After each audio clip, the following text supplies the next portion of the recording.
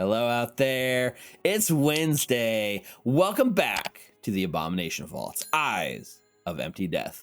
I'm your GM, Steve, and I'm joined by Mike, Rick, Richard, and Nina. Together, we are Recall Knowledge, a group of 5e vets going on a journey to crit fumble our way through learning Pathfinder. Say hello, everyone. Hello, everybody. Happy Wednesday. Happy Wednesday. For those of you who are new to the show, welcome. And if you've been with us for a while, welcome back. It's good to have you with us. Tonight, we actually have a lot to get done because last session we ended mid-fight, right? Ooh. So I wanted to keep this short and sweet. Let's jump right into the announcements. Our first sponsor of the night is the Rollsmith. Rolling. I choked. Keep those dice rolling. The Rollsmith is the maker of awesome virtual dice that you can use on your Foundry VTT games. These are the dice that we feature on our show, from the awesome gemstone dice to the intricate dragon dice. Well, tonight we're going to be showing off some of the new dice.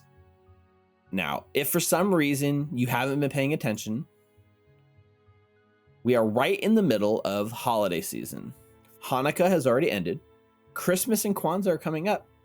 And we can't forget about New Year's, promising to bring a new year, a new start. And it wasn't as bad as 2020, but I'm ready for a new year. I don't know about you guys. Yeah. What do you mean? We're not in 2020 anymore? I know. Feels like I can totally understand that statement. Well, the Rollsmith just released the perfect dice, the Holy Day dice set. These gift wrap dice will be bringing some holiday spirit to your table, and each dice is wrapped with different themes and different kind of wrapping paper. And if you're lucky, maybe you'll be able to unwrap a natural 20. Unless you've been bad, and then you might unwrap a natural 1. 0 point. We're all looking at that. That's right. We will find out. To celebrate these new dice, we're going to kick off tonight with a quick contest. Each player is going to be using the new Holy Day dice, and you're going to take turns rolling a single d20. Whoever manages to roll the highest wins an extra hero point that they will then have to gift to any other player. Can't take it for yourself. You have to give it away in the spirit of the holidays. Yeah, However, give it to Richard. Yeah, we all know Mukta's going to need it right off the start. First roll of tonight. We'll see tonight. First Prediction. and second. First roll of the night. It's not the beginning of combat, though, so it's a little different. That's true. We're mid-combat. Mid-combat. We'll see if that's true. We'll see if that makes a difference. So my special bonus, my special gift to all of you guys as players, and to raise the stakes a little bit, for every natural 20 that you roll during this sort of contest, all players will get a hero point instead. Ooh.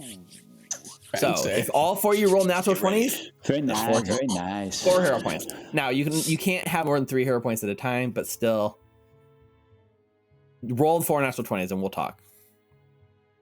So let's cut over to the battle map to start tonight. So how about I'm looking down the line. I'm going to go in order of the screen that it shows. Rick, why don't you kick us off? We need a good roll. Energy chat.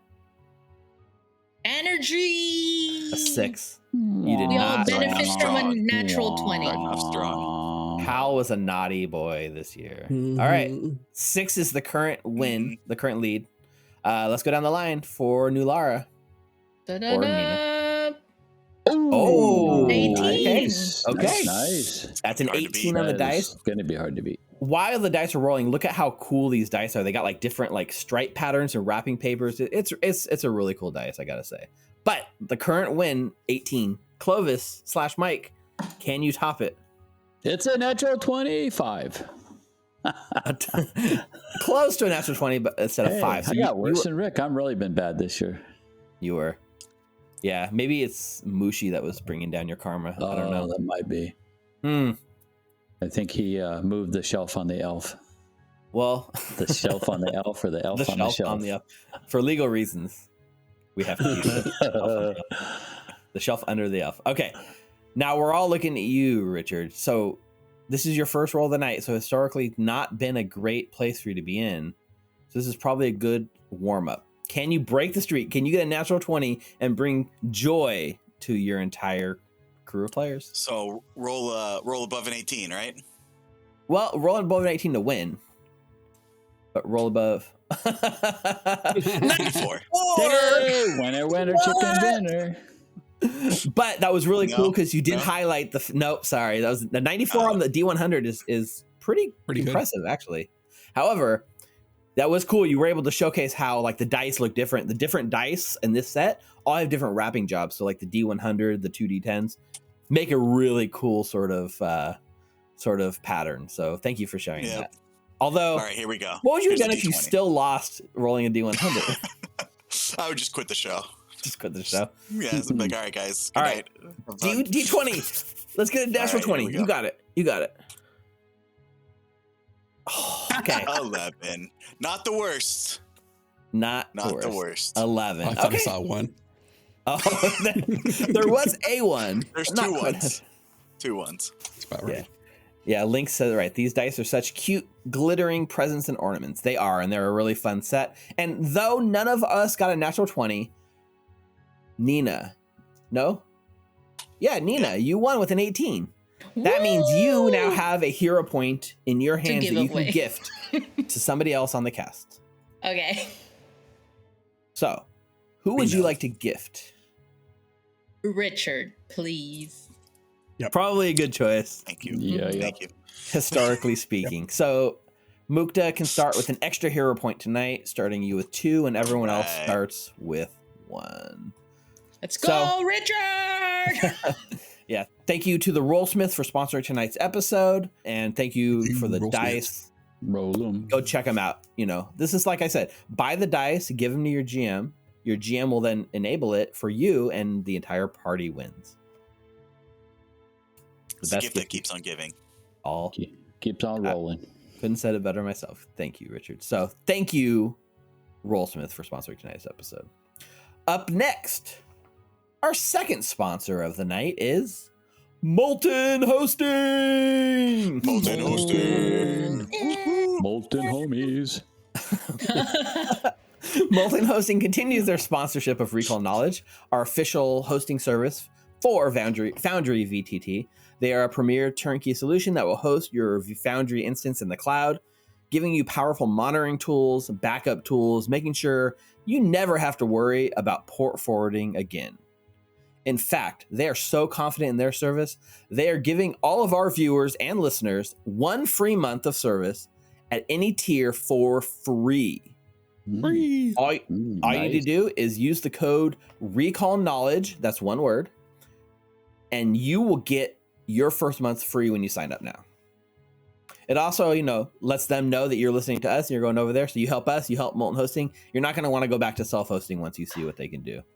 So head on over right now, moltenhosting.com to check it out.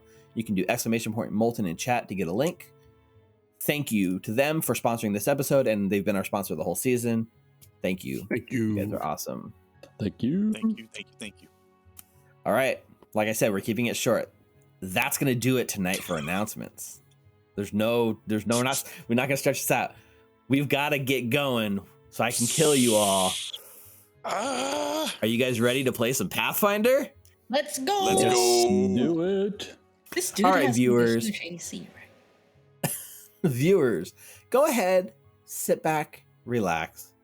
Players, let's jump into tonight's episode of The Abomination Vaults, Eyes of Empty Death, episode 4.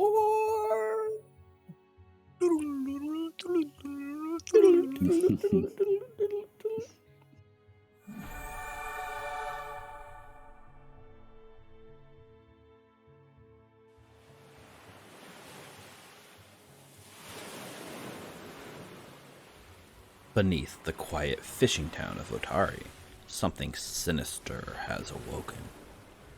The sorceress Belcorra Haruvex, destroyed nearly 500 years ago by the Rose Guard, has returned. Her spirit will not rest until it finishes what she started so long ago. the destruction of Absalom, and with it, Otari.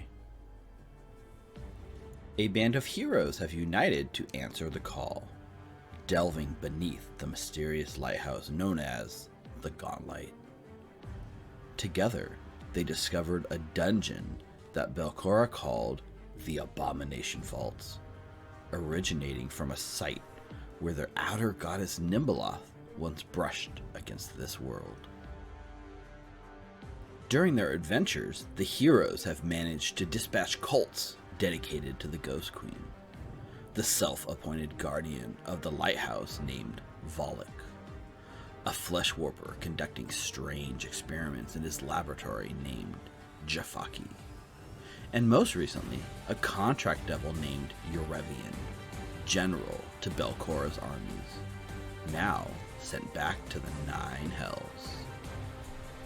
With the pathway cleared, the heroes of Otari must take up their weapons one last time, descend down into the lowest levels of the Abomination Vaults, and face off against Belcorra once and for all, hoping to find a way to put an end to her vengeful quest. Will the heroes succeed in their task? Or will they, like so many before them, finally succumb to the eyes of empty death?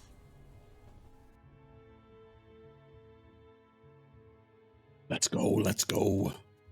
Right. All One quick minor thing that I wanted to call out before we jump into tonight, of course. CJ, phenomenally CJ, gave us an 8-month resub. Whoa, Right at the start of our CJ. You could say that resub is phenomenal. Yes, it is. I see what you did. CJ, I believe, was one of our first subs when we first went live with it 8 months ago, apparently. And thank you, CJ, for coming on us with this ride this whole time. We see What you. a homie. If you want to, Molten homie. A molten he's a molten homie. if you want to break his streak, head on over to our twitch.tv/recallknowledge and sub now. Okay. We fade in on a 20-something-year-old man. His face looks like a week or so unshaved, with smears of dirt across his cheeks. Despite this, he is wearing a set of full plate mail, and his blade looks immaculate. He looks back at us, staring directly into the camera with an air of confidence. Please, cousin, I have come because I want to help restore our family to their rightful place. We hear a voice off screen, sneering. And where were you when we were cast out of Absalom? He pauses for just a moment. Belcorra, I was but a child. My parents. The voice cuts him off. Belcorra walks into frame, her younger, still alive self. Your parents abandoned us. Tell me, Kahlido, why exactly have you come here to find me? As the camera pulls out just a bit, we can see a chamber. The hall is lined with statues, and a small chant can be heard in the surrounding halls. Wisps flicker around here, watching the proceedings. Belcorra stands her ground, looking up at her physically imposing cousin. I have come to aid my cousin. Belcorra shakes her head. You have come to suckle on the teat of my power. He is unworthy. We hear a voice from off screen. The camera follows Kahlido's gaze upwards towards a throne. Here, at the head of this hall, sitting upon a throne made of heavy stone, sits a womanly skeleton decorated in moss. He should be taken to the garden. As the mouth moves, An otherworldly hiss emanates from the jaws, speaking the words from it, despite the fact there's no tongue or anything. Kahlido looks. I am a worthy warrior. Let me serve you, says Kahlido, looking right at Belcorra. She smiles a bit. Do you promise to serve me faithfully in this life and beyond? Kahlido nods, without question. Good, is Belcorra's only answer. With a flick of her hand, 7 black tendrils begin to reach out, spreading along the floor, searching for life force. Finding Kahlido. Before he can respond, he is lifted off the ground by the tendrils, and slowly but surely, his body is drained of all liquid and all life force. Within a minute, he clatters to the floor, a loud bang in the quiet hallways, as his armor clangs to the ground with his lifeless body. Unworthy, repeats the skeletal woman on the throne. Belcorra simply shakes her head. I have spared him an empty death. As she stands over the body, she begins working some magic. A small glimmer of darkness is summoned to her fingertips, no more than the size of a walnut. And we see her take that ball of energy and press it into the skull beneath the helmet. There's a sudden jerk as the body begins to stir, eventually standing and rising back to its full height. Its voice is colder, lacking the emotion from before. I will serve you, cousin. Belcorra simply smiles at the skeleton on the throne. Long dream the dead. Yet even death can die. He completes the thought. Our camera is zoomed in close on his lifeless face, his skull visible beneath the thin layer of skin that still clings to his body. Slowly, we have a crossfade, and we can see now the skin is completely gone. All that lies beneath the armor is the bone, the skeleton of the man that once called himself Kahlido. His eyes glowing now with dark pools of energy. There's a big clang as we can see he is in combat. As the camera pulls out, we see him clashing with Nulara. The rest of the heroes around the room are looking rough as he clutches his greatsword, ice clinging to its surface. Players, we are still in initiative. Let's get going with our battle. Woo! Let's go. How long does the effects of lay on hands last? Is it just a round? The effects are 1 round. Okay. Until I do it again. The movement speed bonus, is that what it was? Movement speed and and AC. AC. And AC, awesome.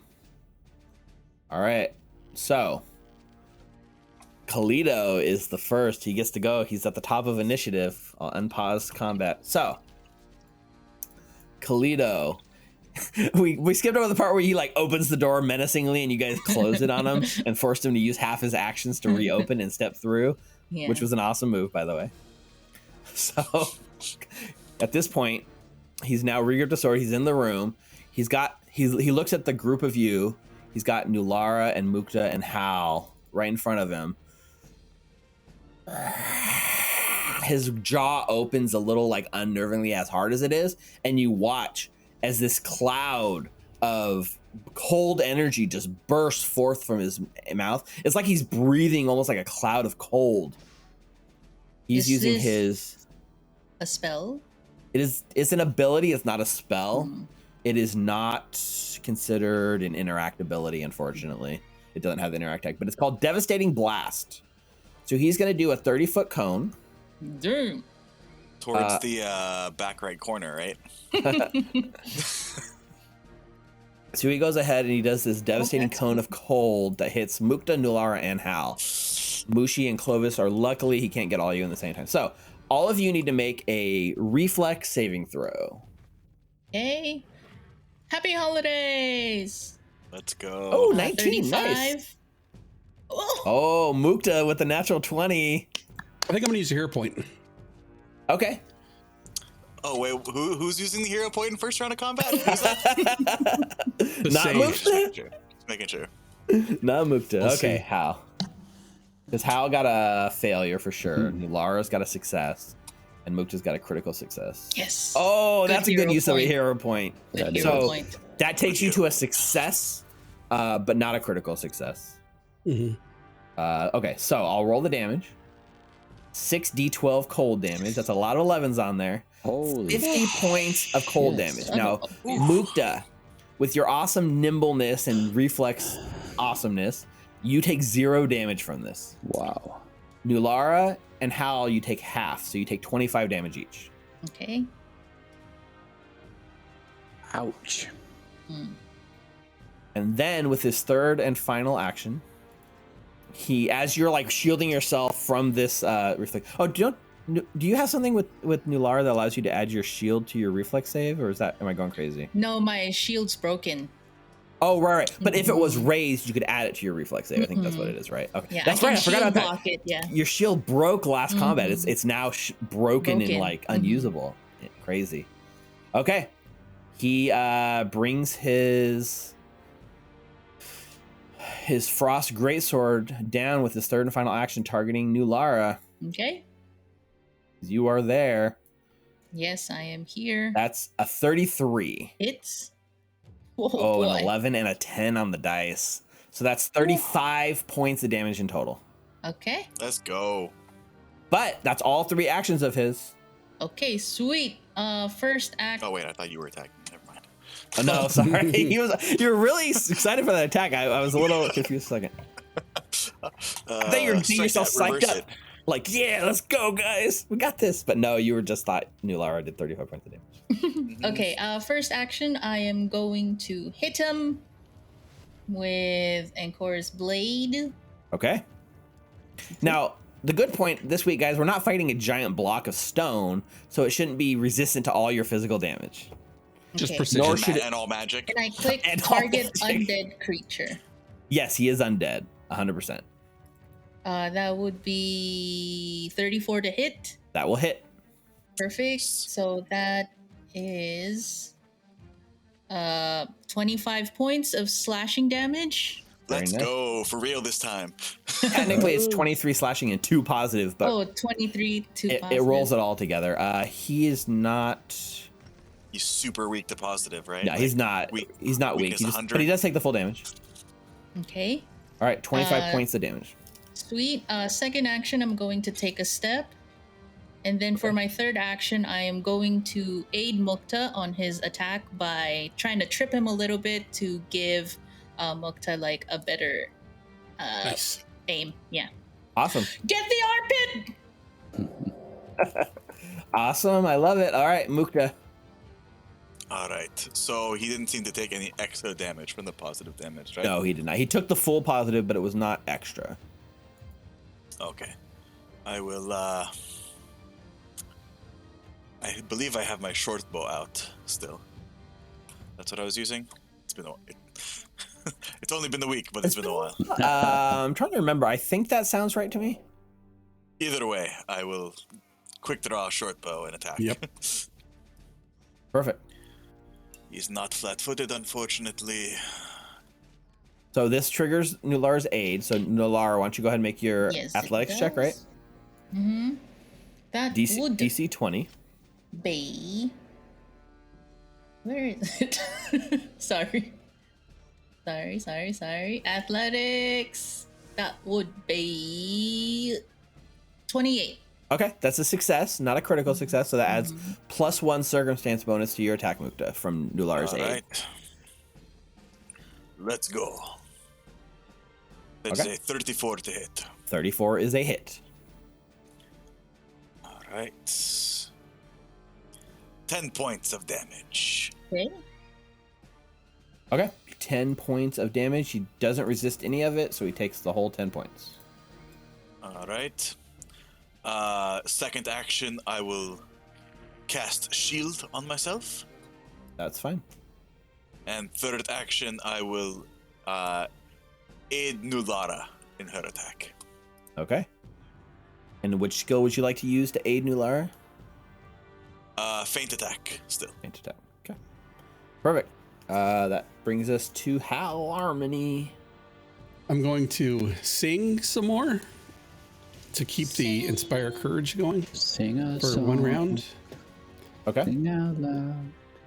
And then I want to cast Soothe at Nulara on Nulara at 4th level. Whoa. Wow. Big soothe. Bring it on. So this soothe spell, like, you know that he has this ability. Like I think we thought last time where he has his aura on him, and whenever you're trying to do like positive healing stuff, right? I think Clovis tried to do something. He tried to counteract it, and Clovis fought through. On yours, on this soothe, it doesn't come into effect because it's not a positive tag on the spell. So he does not try to counter this. It just goes through. Roger Dodger. Just wanted to point that out because All right. it's interesting the way some of this stuff works. If it has a positive tag, then that's what it Nice. does. Nice. All right. Thanks, Al. So That's how many all rounds 3. How many One. rounds of courage? Just one? Okay. 1. Sweet. Got it. Perfect. All right. That brings us to Clovis.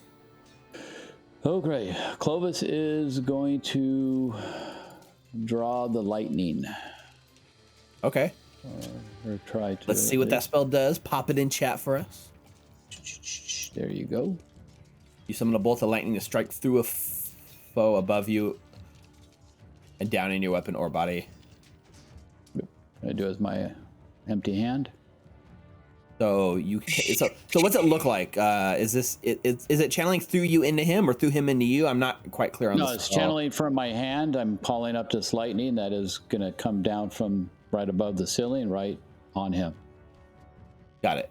So you're like hitting it with a bolt of lightning and then charging your weapon with electricity. Yes. Yep. That's really awesome. Okay, so he makes a reflex save, right? Yep.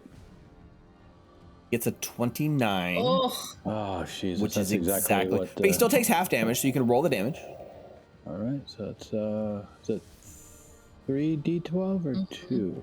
Yes, 3d12. It 3d12. says you can summon the lightning anywhere, even underground. But if you're outside under stormy sky, you can increase the damage by 2d12. So he 24? instead of 24, he takes half, so he takes 12.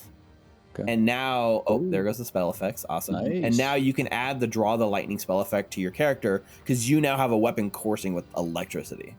Yep. your hand. My hand. Yeah, your hand. Using Chidori. Mm-hmm. For any of my Naruto fans. So if I out understand that right, then each round I can do 1d12 damage, correct? there. Yeah, on you have my to turn? attack with your unarmed strikes. Yeah. First hit, yeah. So if you punch him, you'll do an extra d12 with your fist.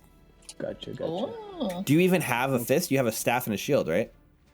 Yeah, I can punch him with shove my staff. Yeah. So I think you could just charge your staff with it then. Yeah, that's what I did. I charged my staff. Awesome. So yeah, so if you hit Okay. him, you deal staff damage plus an extra d12. Nice. All right, my last action, I will raise my shield. And that spell duration is 1 minute. So for 1 minute, you're crackling with electricity. Nice. So it does say a creature that's either taller than you or higher than you, but canonically, I described him as being a pretty big, imposing dude. So this works. Awesome. Okay, that brings us to Kahlido. I have to roll to see how many turns. 4 turns to recharge his breath weapon. So it's good for you guys.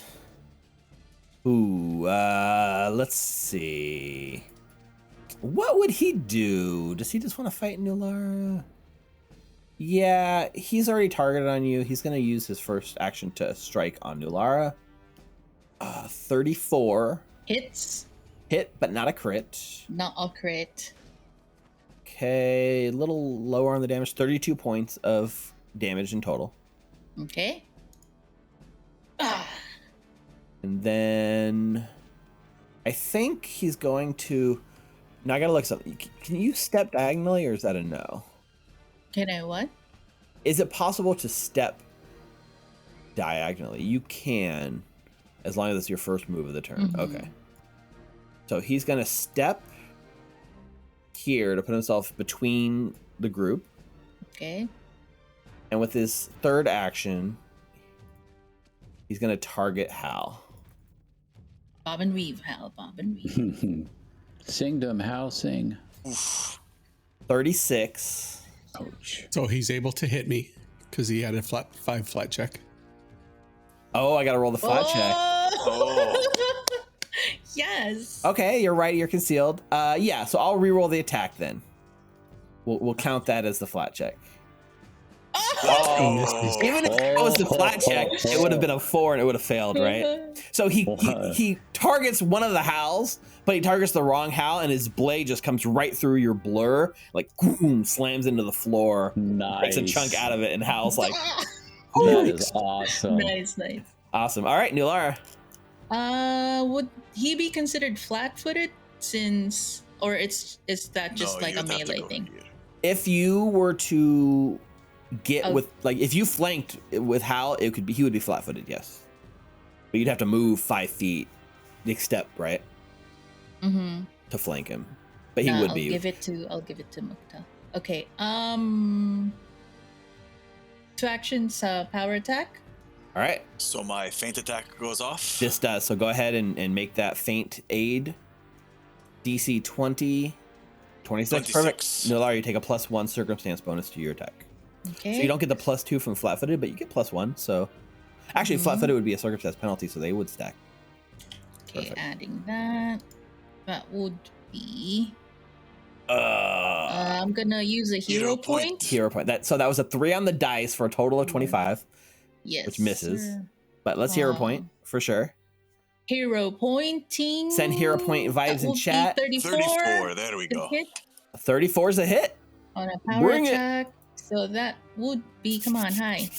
Oh, wow! This is lower than my initial one. That's a little 20 lower, points yeah. of slash hit. But still, 20 damage wrapped up and hurts him. He's, badly injured now. Okay. For my third action, I am going to aid Mukta by trying to kick him in the knees a little bit. Awesome. Well, that brings us to Mukta's turn. All right. I am aiding you. I'm going to drop my bow Okay. and take a step forward. Okay. I could even stride because it's less than half my movement, but either way. Okay. Quick draw my rapier. Okay. Now, this is the interesting part. At this point, you're quick drawing your rapier, right? Can you, for instance, just put quick draw in the chat for me? Wow. I'm pretty probably It's an an interact action. interact. I think it is. Interesting. Yeah, you interact with the You weapon. interact. So it's still an interact action. It doesn't bypass that. So as you step forward and then go to interact, this triggers his opportunity attack on you. All right. He does have an opportunity. So if he interrupts you, he'll interrupt your quick draw. So let's target Mukta. 39. That's a crit. Do you have blur up by chance? No. You have shield up, but it's still a crit even with shield. Yep. Okay, so crit damage coming in. Oof. Everyone, cross your fingers for Mukta. Come on, Mukta. Low. 48. Up. Now, as we were discussing earlier as well, 10 of this is cold. And you are resistant Right. how much to cold? 5. Okay, so you take 43. 3 points of damage. So this ring that you're holding, this ring you got from the poltergeist that were throwing it around in this tin box, as the cold washes over you, it glows and absorbs just a bit of that cold damage into itself. Nice. Mm-hmm. And as it does so, you hear tiny whispers in your head. Something is with you and protecting you a little bit. You're still up. Ow. It is a crit, Alright. so it interrupts your interact action.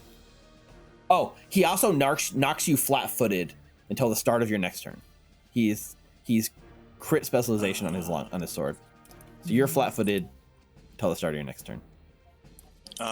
Is he higher level than me?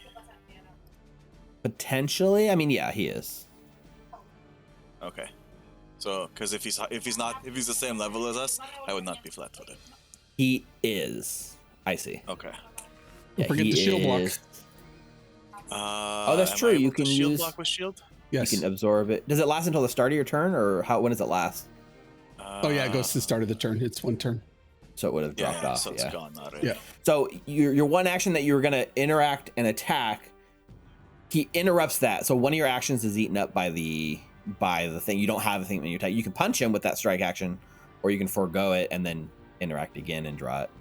You can quick draw again. He doesn't have multiple reactions that you know of, but it does burn one of your actions, unfortunately, with that crit. I should have just drawn it and then stepped forward. But We live and we learn. hmm. See, not often do we fight something that has opportunity attack. All right. Well, I think I'm done either way, so I'm just gonna attack him. All right, bring it on. Nulara, now at this point, Nulara can make her aid. Yes. Okay. That would be. He's still flat-footed. He is. For yes.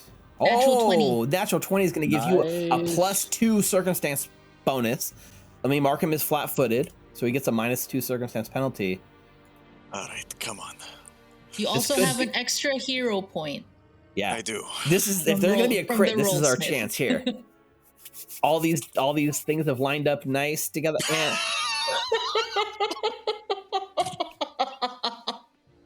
that's a natural 1. Of course, I'm going to use a hero point, but I just have to say that's pretty on brand. We made it to the second round of combat before you Exactly.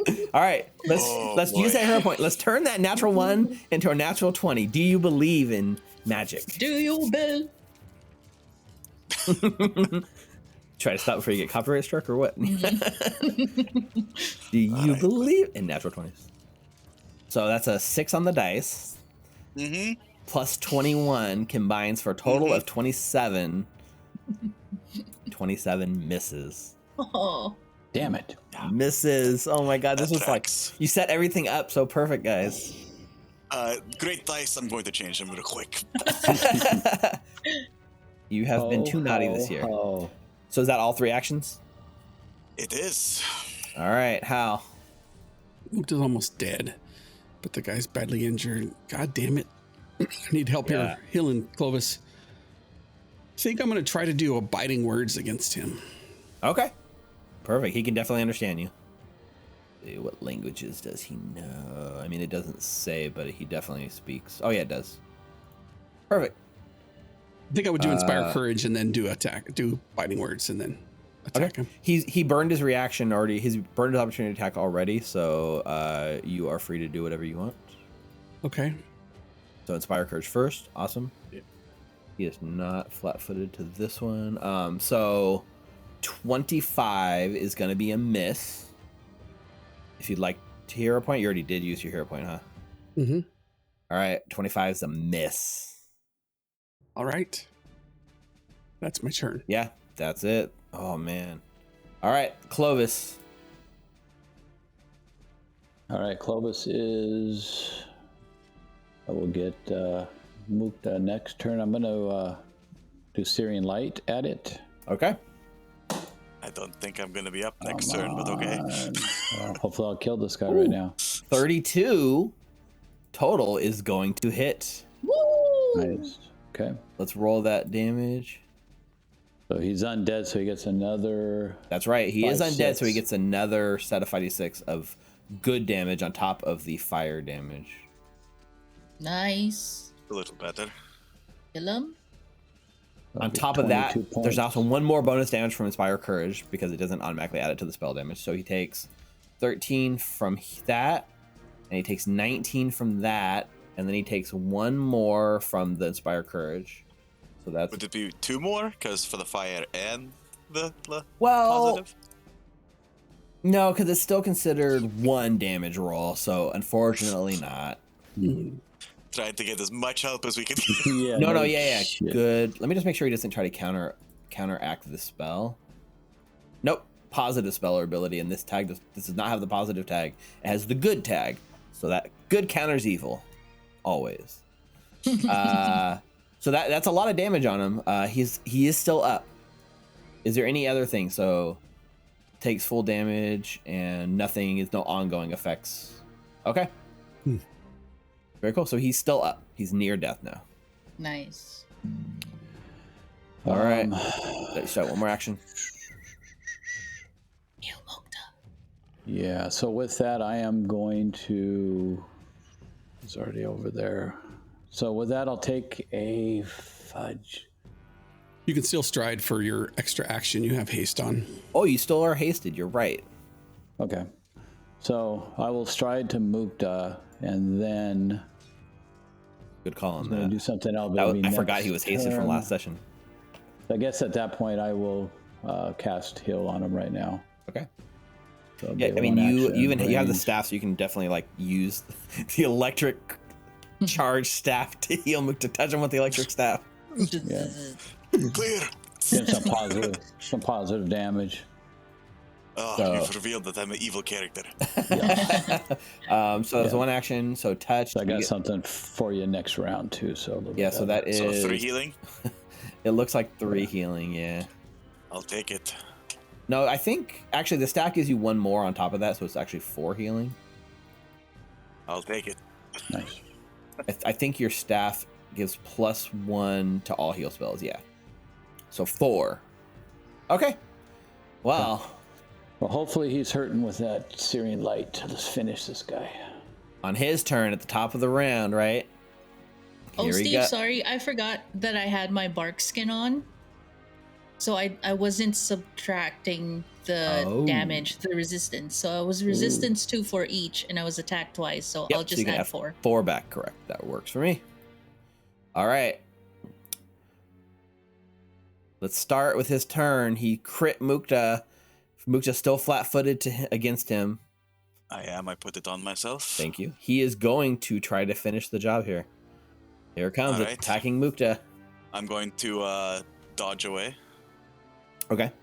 What does dodge away do? So that it gives me a +1 circumstance bonus to my AC, which brings my AC to 26. So that is not a crit. So 35 would have been a crit. Dodge nice. away takes away the crit. Big. That's a big deal. Yeah. So it's still a hit, but not a crit, thanks to dodge away. Let's see if he really flubs his damage roll. Nope. No, he does not. 35 points. So you dodge away, but you get caught with the slash. 5 less because of the cold, right?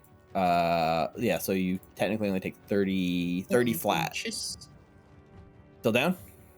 Still down. Yeah. All right, 1 blow. Boom, Mukta collapses, goes unconscious. Blade falls from your hand. You wanted to finish the job, right? Gonna spin over at Hal. So I remember this time, flat check. DC 5 flat check to hit the right Hal. 15 is gonna hit the right Hal. 4 on the dice is only a 23 to hit. That does not hit. And then, so I like to imagine he does this one big kind of arc move. He like hits Mukta, continues the blade round through Hal, who gets out of the way, and then finishes the 3rd strike by targeting Nulara with his 3rd and final strike. 21 on the dice. Misses. All right.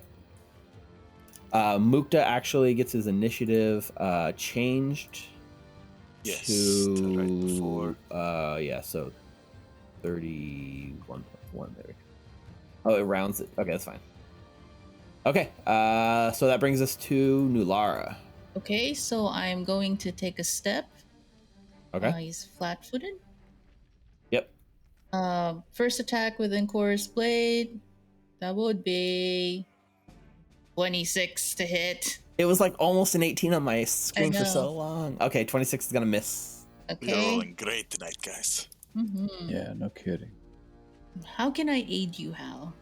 Are you gonna do like an attack roll again? Okay.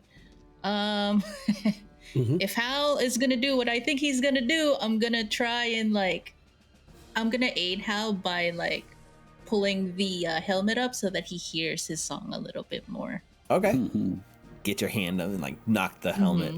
Yeah. He is a skeleton completely underneath it, but Oh. he's this magical skeleton, right? We know that Yeah. he's not just a normal skeleton. So it could work. Okay. Perfect. That's my 3rd action. All right. That brings us to Hal's turn. All right. I'm going to step. Perfect. Then I'm going to use one action to do biting words. Okay. Make a spell attack on this guy. That can trigger Nular's aid. Yes. So at this point, Nular's trying to dislodge the helmet to make him hear the song better. I like it. Yeah, he doesn't Listen to have... his beautiful, beautiful voice. 28 is a success, so that gives you a +1 circumstance bonus. Hal. Come on, Okay. Hal. Words. Let me pop it up. Attack. Come on. 29, 30. Yeah, because of aid. 30 is a miss. Ooh, 31, 32. 31 is his AC. Hmm. So close. Oh boy. So close, but unfortunately it missed. And I will, I guess, continue singing. And that's my turn. All right, everyone gets the Inspire Courage. Clovis. Okay, let me drag that. Okay, so Clovis is going to reach into his bag and pull out a healing potion of lesser. Okay. Totally doable. Requires an empty hand. So what are you dropping? Your shield? Are you dropping your staff? I will drop my staff. Okay. I hate to point this out, but you're not near your backpack right now. Actually, yeah. Do we say that Mushi is carrying the backpack, or is Mushi? Oh, No, that's right, he was Mushi, you did. before. You dropped the backpack in the corner next to Hal. Okay, here's the thing, Mukta. Okay. You don't have I your got backpack, it. so that is good. But for pointing that out and being awesome and remembering that, Mukta, you get a hero point. Yeah, very cool. Okay, Cool. well, I give one can use action. it in the afterlife. Yeah, I give one action to Mushi, and Mushi will fly my backpack over to me. I don't think Mushi's strong enough to carry your whole backpack, but he can get your healing potion out of the backpack for you. Okay, that's cool. He brings that over to me, so that's an action, and I will pour it down. Technically, it's 2 Mukta's actions. throat. One to get it out of the backpack. It's 1 action to move to the backpack, 1 to get it out of the backpack, and 1 to come back to you. It's actually 3 actions to get the healing potion out of the backpack, unfortunately. So what you're saying is Mushi can't do it. Not in one round. He can't do it in 1 round. He can get to in this turn. He could get to your backpack and fish it out, so he has it and he's ready for next round. But he can't okay. do all of that in 1 turn. Okay. Thank you, so, Wolf Heisenberg, for giving a hero point to Hal. Yes. Oh, Okay, Hal gets Kill him, one. Clovis. Kill him. Yeah, that's 2 actions there. Yeah, the unfortunate thing with like healing. There's a lot of action So at least economy that he's goes got- into so, the healing yeah. potion. So at least he's holding. He can bring it over. So I gotcha. We will go with. Kill him. So in this case, we'll rewind. You never had to drop your staff because you didn't have your backpack, so you still have your staff. It's full of electricity. It's a healing staff. You can hit with it, cast a spell, whatever you want to do. Kill him. Yep, I'm gonna. Take your place at my side. I will stay close to Mukta there, and I will strike with my staff. All right, So let me hit that. make that attack roll. It is a 24. I will use my hero point. All right, 24 is definitely a miss. 33 is a hit 33. though. There we go. 19 on the dice, right? 19 plus 14 is 33. That hits, so you're gonna roll the staff damage, and then you're gonna add a d12 electricity. Actually, if you attack, it should do it automatically, I think. No, maybe My not. staff. No, it did not. It did not. I don't think I dragged it to my staff. Oh, you never That's- dragged it to yeah, yourself. That's why. No. If you had dragged it, the awesome Foundry automation would have Yeah. added the d12 electricity damage for you. So 11 points of damage. All right, 11 points. +2 What's the +2 for? inspire courage and then his strength modifier. It's already included in that Oh. that d4 roll. So You got total of 11 points of damage as like the lightning zaps him, the bludgeoning damage hits him. It's not gonna finish him off. All right. So do I still have another turn with the haste or what? You can You still should, attack. Strider attack. Yeah, so let's you stepped, right? Yep. Or at least you strided. Either way, so you did that. You attacked once. You gave, which you still have 1 more action. Okay. I will raise my shield. If I hit him again, does he still get another 12 damage on the lightning, or just once? It says the first strike that hits Yeah, so every it's all- turn. Yeah. With that, I'll just put my shield up then. Okay. All right. Well, Mona Truth, Mukta. Luckily, you didn't go to dying 2 because you did not get crit. You're only at dying 1, but You do need a death saving throw here. All right. Unless you like to stabilize with your hero point. Mm-hmm. Oh, that's true. I Yep. have to use all my hero points. Yep. Just 2 of them. Yes. You're not in Do I danger want to risk it? of dying necessarily on the strike. I mean, Unless you he can do like kills a you on repeat his of turn. what you did with that other dude. I actually have a feat where I can stand up. Oh yeah, without. Luckily, you okay. do, yeah. Yeah. I will use all my hero points to stabilize. All one of them. 2 of them, actually. I have 2. Oh, you have 2 2 now? gave me... Oh, that's true. Lara gave me hers. Yep. Oh, wait, no, I didn't use it. So I had 1, and then you gave me another one for pointing out. That's right. So I have 2. That I'll still use all 2. It's Okay. alright. So you stabilize. You are no longer dying. You no longer make death saving throws. You are just stable and unconscious and heroically lying there. All right. I am wounded 1, though, correct? Yeah. You would be wounded He's- 1, yes. You see Mushi holding Oh, this no, little no. potion, though, flying. I don't think so because of the hero point. Oh, does the hero point take away wounded condition too? I believe so. If It you could use be, all yep. of it. Yeah, Yeah. I think it takes Yes. everything away. Oh, nice. Awesome. So you just All right. So first action. Well, no. I So will. so stabilizing doesn't give you health. You just aren't dying anymore, right? Oh, Right. It's okay. just like going to 0. It's like you're unconscious but not dying. It doesn't give you so a I need to add turn, on. unfortunately. Okay. I thought it brought me back to 1. No. Let me add unconscious back. It'd be cool if it did, but Just not dying. Ready to drink some red potion. That's my turn then. maybe we need a house rule, right? If you spend multiple hero points to stabilize, you come back with 1 hit point for every extra hero point you cash That would in. be fair. Come on. So that would mean Mukta could stabilize with 1 hit point for spending. You spent 2 hero points, right? Mm-hmm. Yeah.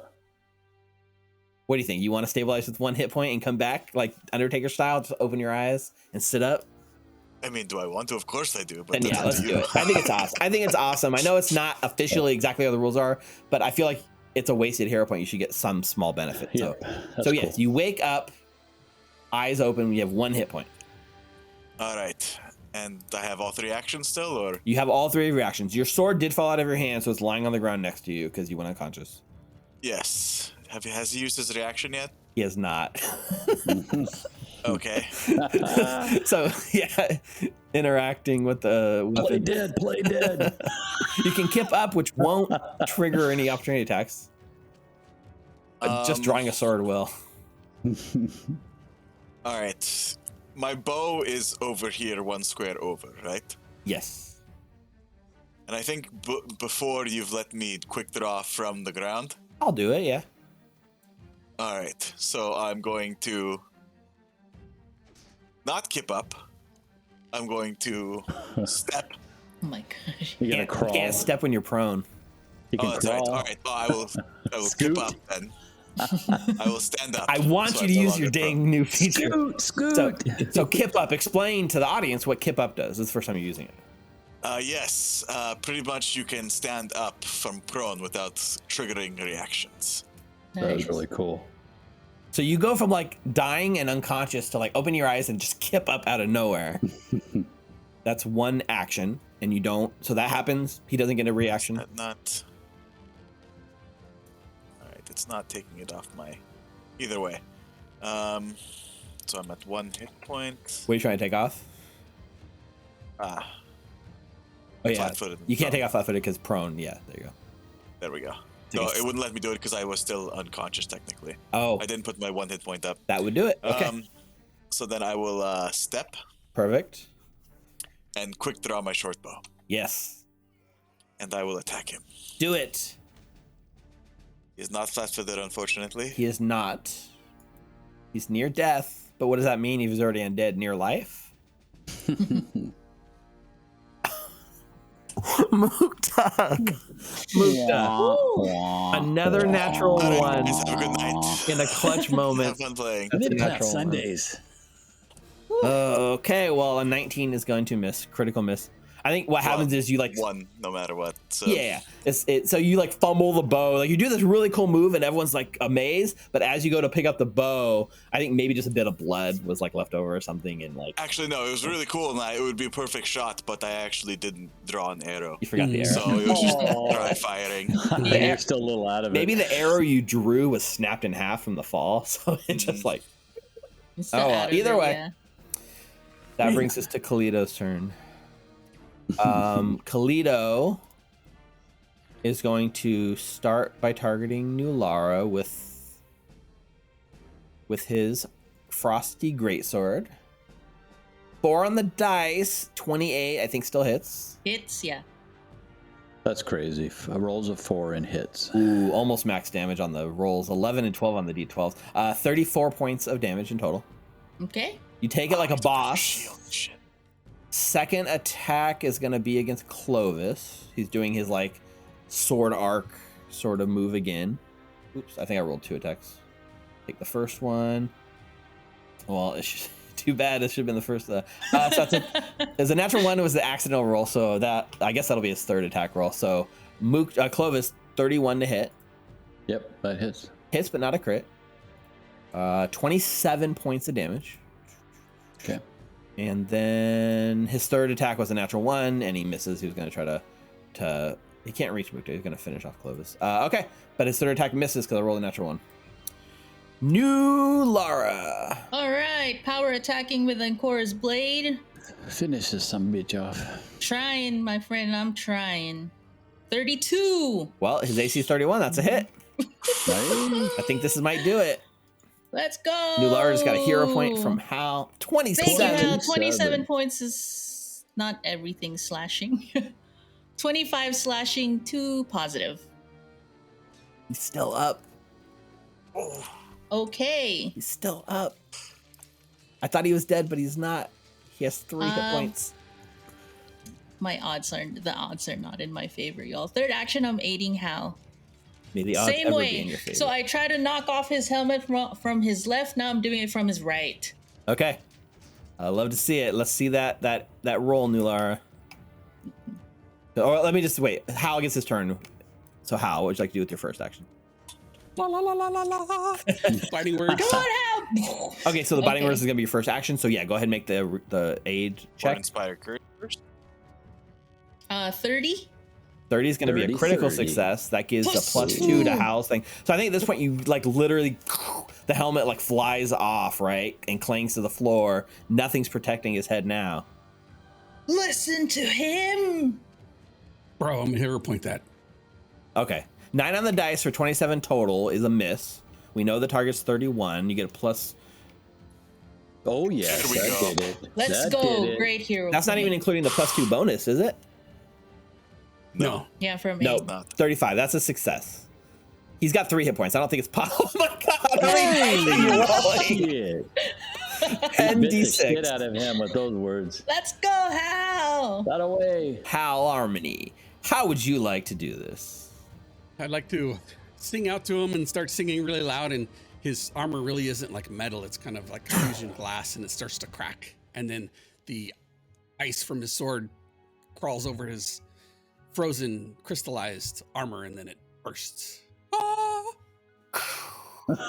Nice. He collapses and you see like the armor kind of like shatters as it falls into a pile of itself. And like the last words you hear as it's like dying, you just hear like a very faint, oh, thank you, as it collapses into a pile of just armor. The sword's there. The armor is still a full set of like plate armor that falls down, but the skeletal remains on the inside. It's just inanimate and crumbles into bones. And this thing is dead. And I think Everyone stay I'll wolf. use. Right. I'm gonna use Soothe on Nulara. You can do Mukta. I can battle medicine myself. 29. Oh, thanks. Hal. So one question I needed to remember too, who still had the failed fortitude saves from last week against the clay golem? Hal did. Does anyone else have the failure effects? Okay. So in that case, Hal cannot be healed by except for magical means until he gets to full health. And once he's at full health, then he'll be free of the curse, if that makes sense. You need a way to heal Hal magically, which honestly, you guys have infinite good berries, infinite lay on hands, and all of that. So I'm not too worried about how you guys are going to manage. You guys have covered your bases pretty well when it comes to finding ways to heal yourself. So congratulations, you defeated Caliddo Haruvex. The one thing that you notice as he collapses, sitting on the pile of like bones and like broken sort of armor with like the short sword. He also has like a composite longbow like strapped to his back that he was carrying. He never got to use in this fight. A set of keys was on his hip that's now like pretty apparent lying in the crumbling stuff. So he has a set of vault keys on him. Ooh. I grab it. Yeah, you fish it out of like the remains of the body. Yeah, I wipe the blood out of my eyes. And then actually, yeah, I do that. And then I just wave it around before sitting down and repairing my shield. Yes. So we'll take a quick, brief, I guess, scene where you guys are patching yourselves up, healing up, repairing the shield. Are you going to be doing the repairs yourself? You have a repair kit, right? So you can do. I also have repairs. the crafter's eyepiece. The little jewel piece. Okay. Oh, that's right. Yeah, so I think that adds like a +2, if I remember correctly. Let me see. What is your crafting at? 11 + 11. Do you want me to try it? Although I haven't been rolling great, so maybe not. How damaged is your shield? Is there a chance of it breaking? You have to deal 37 hit points. It's already broken. It's broken, but like 37 hit points to like break it. That seems impossible in your guys' rolls, but Mukta finds a way, right? Yep. Mm-hmm. I have faith in you. It's up to you. I only have a +13, so it's only +2 more. So I'll give you the crafter's eyepiece to help you with this endeavor. okay. And on the party loot, it's a +1. Well, if it's in the party loot, that means you guys left it back at camp. No. I'll put it on the party. Got it. Yeah. Mhm. Yeah, so he can grab it. There was a module we had where you could trade stuff, but I don't know if it still works. It won't let me put it on the. It was already on there. I got it already. Oh, okay. Well, okay, and then so while you do that, I'll do treat wounds on him. Okay. Yeah, I like at this point, just looking at your guys' bonuses and modifiers and good berries and all of that. You have in a house some good berries. You guys like there's nothing in here. You guys don't know this at the moment because you guys are tense, right? There could be anything in this vault. There is nothing immediately threatening. So all this time of you guys being on edge and trying to hurry up, it goes uneventful. So you guys can go ahead, repair yourselves to full, heal up and such, refocus, all of that. It probably takes you guys, depending on your rolls, but we're talking like an hour or two at most to get all this done. So there's a montage here of you guys healing up and surviving. So I'll let you guys go ahead and do all of that. But That's a 21 for a crafting check. A fail. it would be a fail on this thing. But like I said, eventually it's gonna get repaired. Is there anything that says like once you fail you can't do it again for the rest of the day? No. Nothing about failure. Critical failure, though. Yeah. So you are fine to keep trying and or eventually succeeding. It's just it's not like how it's more of a how long until you succeed, unless you roll like 4 natural ones in a row. Critical then you might break failures? your shield. Yeah. If you roll a bunch of critical failures, you could break it. So you can just give me a It's handful of Mukta. crafting checks. Mukta. Yeah. Give me like 4 crafting checks, Mukta. There you go. All right. Okay. 29, that's a success. 21 is probably a fail, but I don't think it's a critical fail. Your shield is Ooh, that's a 29. What level is my shield? Hang on. It's That's mostly a success. the runes are really what push it up. So like 33, 29, 29, 21. Give me one more and we'll see. And with the crafting piece, it heals at 15 per proficiency rank, and I'm trained, so. Okay, so this is healing it up quite a bit. That one might have been a critical fail, but it's fine. Overall, your rolls are pretty good, so there's no danger of it breaking. So before we head to Stop, break, Mukta. You What? this is fine. Stop. This is fine. You're trying to It's get good it enough. perfect. He's starting to crack You it. don't. I just need it to be working again. Mm-hmm. You're breaking it. What? Sorry, I'm a bit out of it. I know. Here, I put a bet. so let's not applying forget pressure. why we came here, guys. This is the Vault of Secrets. This was Belcorra's private, location that many people have died just trying to get to where you guys are now. And the reality of the situation sets in. You've got the keys. You can explore the vault. So I think there's a quick little montage I'll give you guys as we head into break. The first thing we see is like the inside of a room with the door closed, and you hear some jingling of keys. The door opens, and we see standing in the doorway Mukta and Hal opening a small treasure room dubbed the Coin Vault. We can see 3 small iron chests. That's going to be this northernmost door up here, so you can move. So we see 3 small iron chests lining the wall here.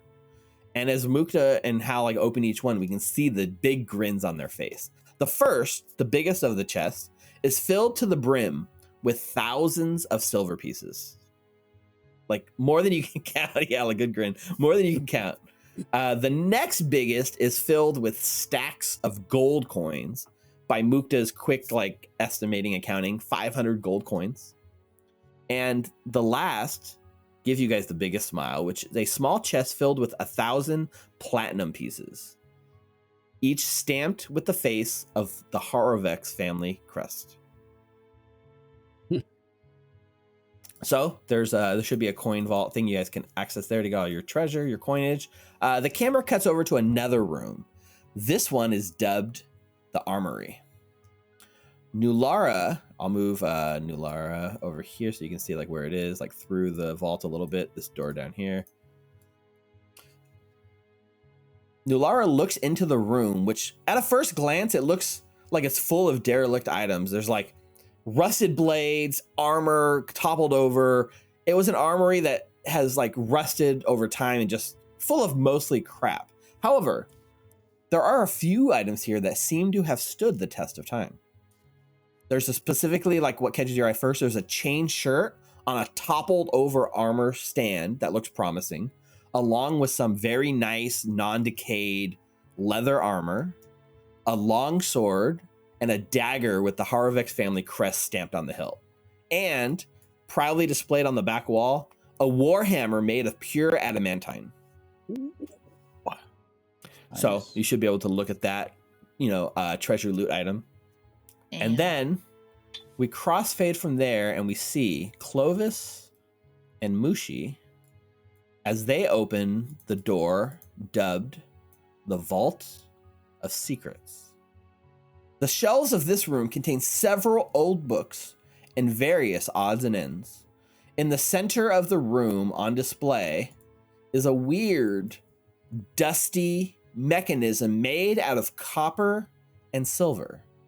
It looks like a large staff with some sort of weird contraption built on the top. And your mind goes back for just a moment to the top of the lighthouse and the contraption that you guys broke collectively on the top of the gauntlet itself.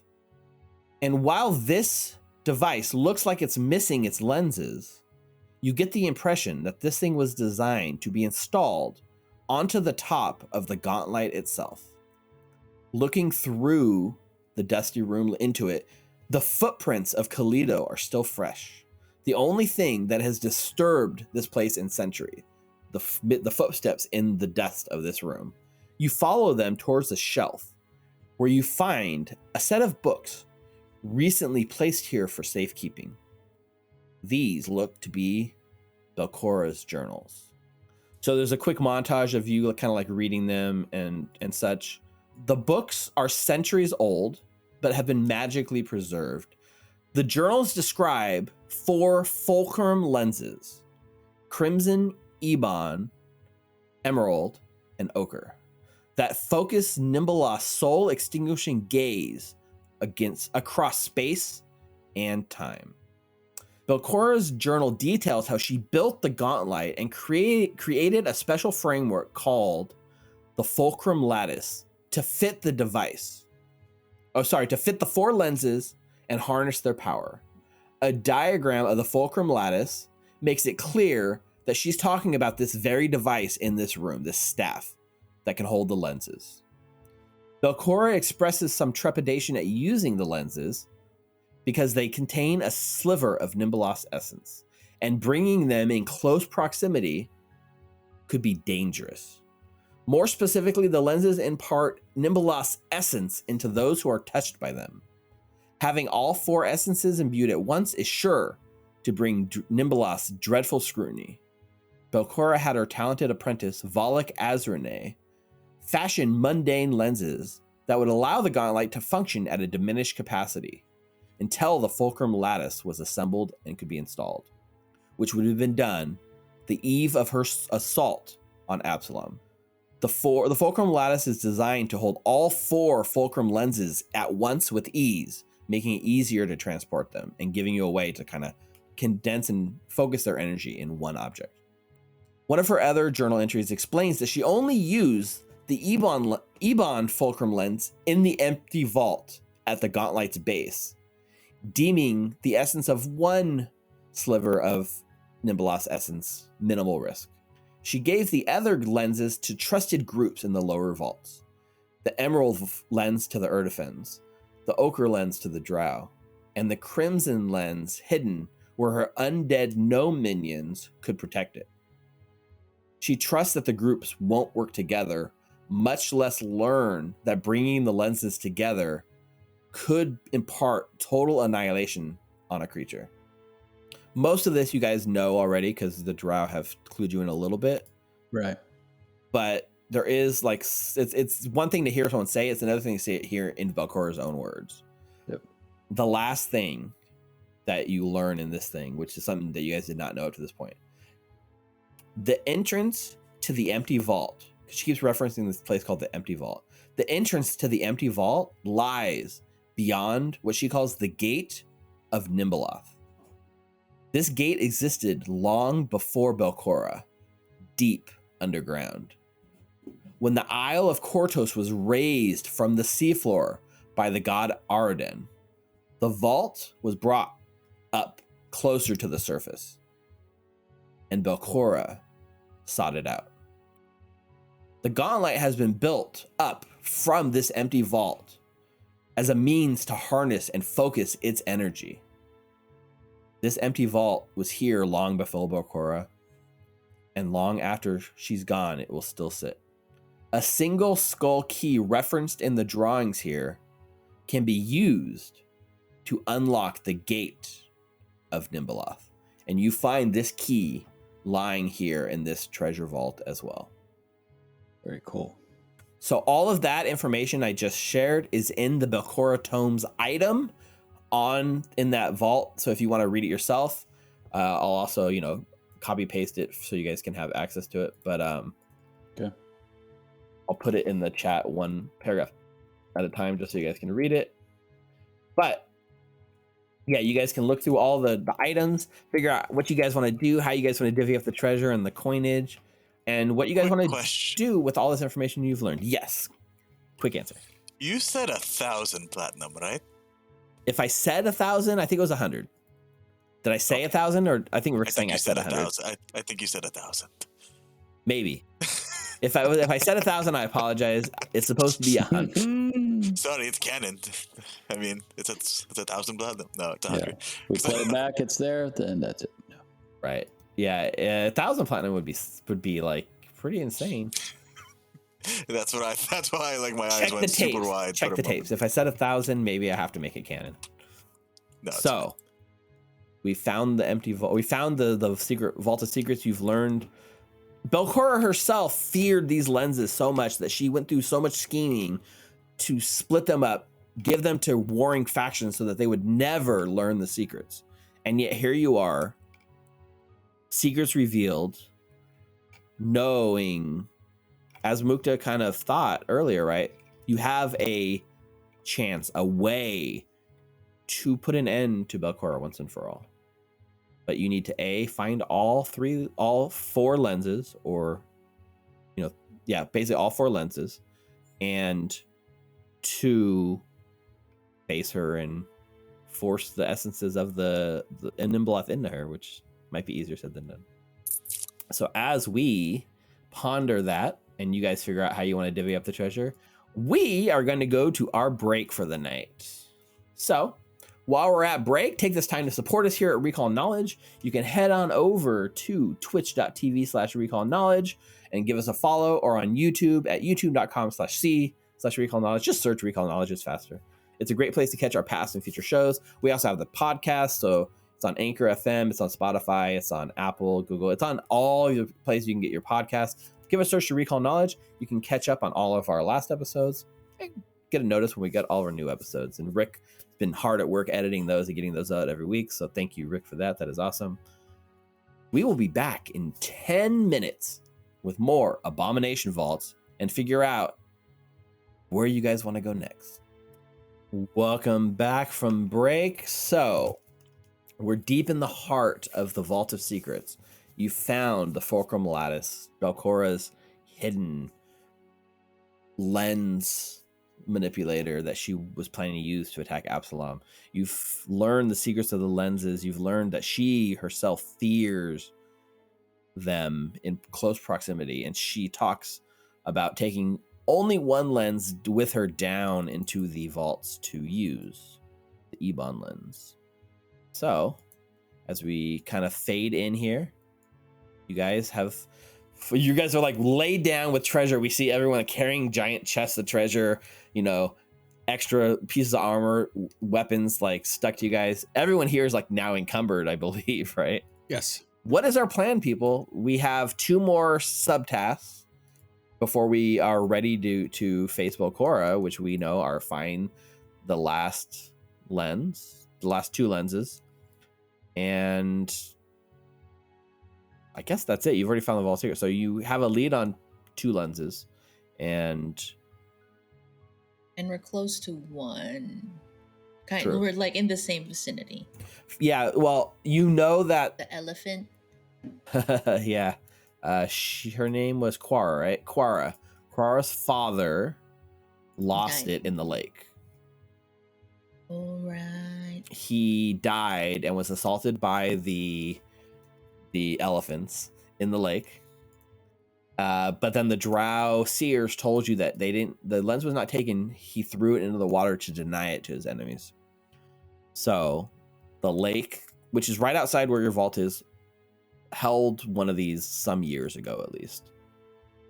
And the other one, you've heard conflicting information. You've heard from the drow that the Erdefens, are the ones that had one in their possession, the biggest one of all, the emerald. But Nulara, your whispers told you a different story. Trying to remember my whispers. The dragon. Oh, yes. Yes, The dragon. the whispers told you one lies with the dragon. Yeah, I think that's why I kept asking, like, are you sure there's 3? Yeah, so who's right, the seers? The dragon. The seers, the drow, or the whispers? One of the two may be correct, or maybe they're both wrong. Wasn't it confirmed, though, when Clovis was reading the book that there were 4? There are. There's a 4th one, which is called the Ebon lens.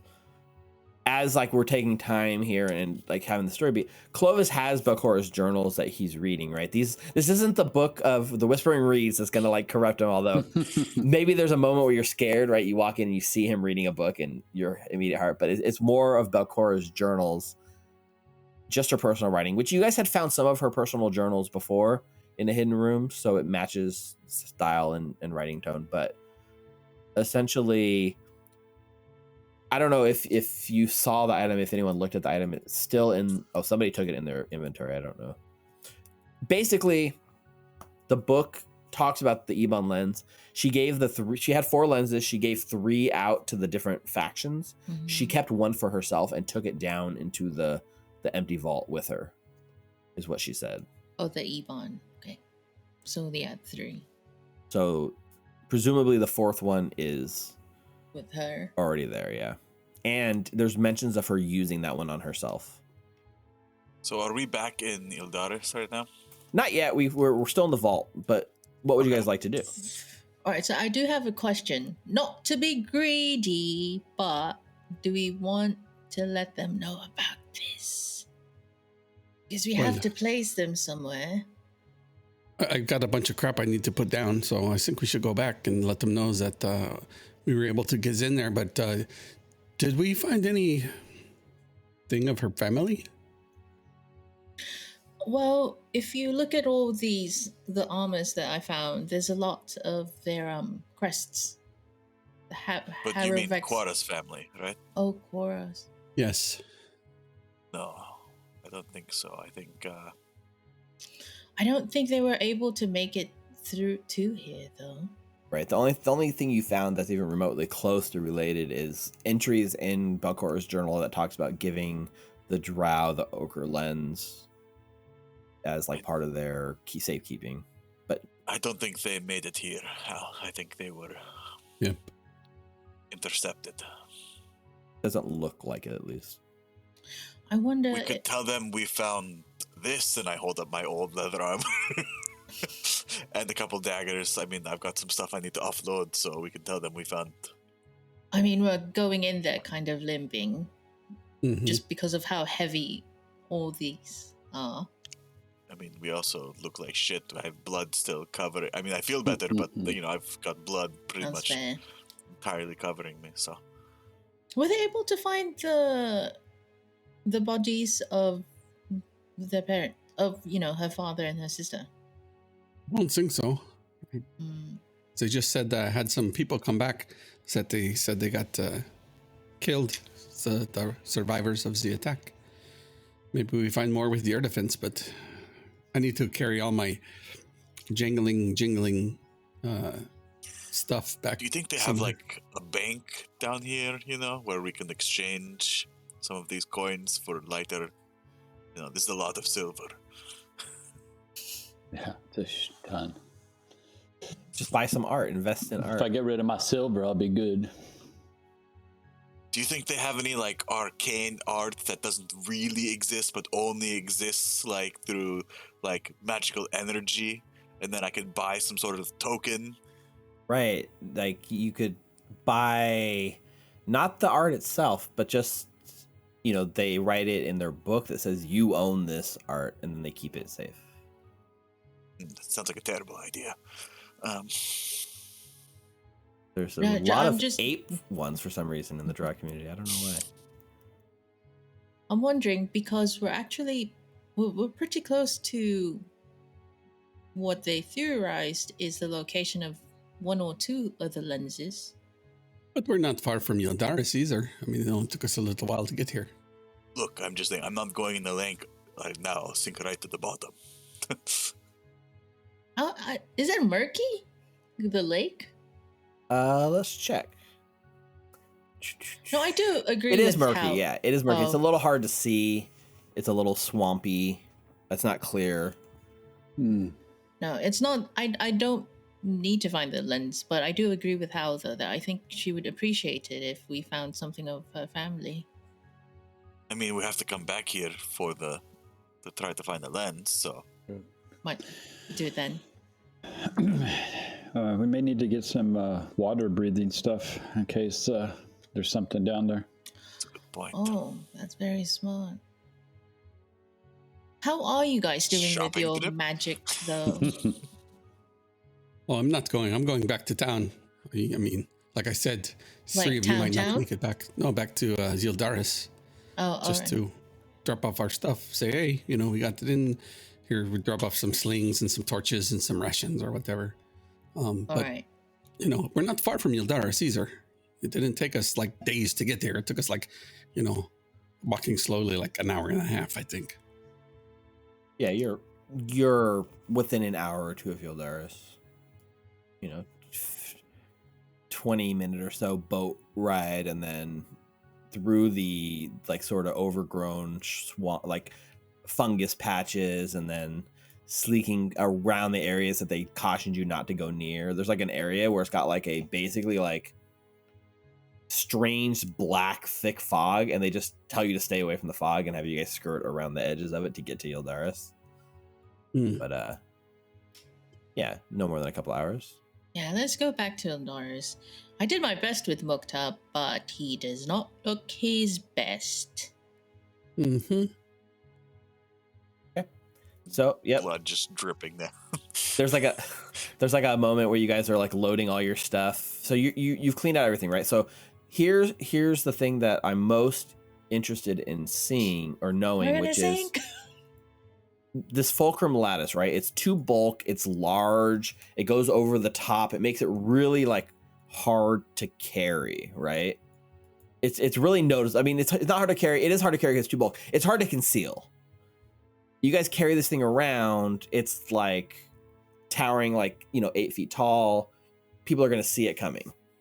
So who's carrying it, and like what is the plan with this? Because Before we like get on the boat, then dragging it around. wait. Why don't we leave it here with the lens and lock it back up? We have the key. Yeah. This was a vault. Why do we need to be dragging this thing around everywhere? We don't even have all 4 lenses. Once we get the rest of the lenses, we come back here, retrieve the lattice and the other lens. I can leave the lattice here, but I'm not sure I want to leave the lens. Fair enough, but I mean, do we need to be bringing this? I mean, it's taller than me. It's taller than me, too.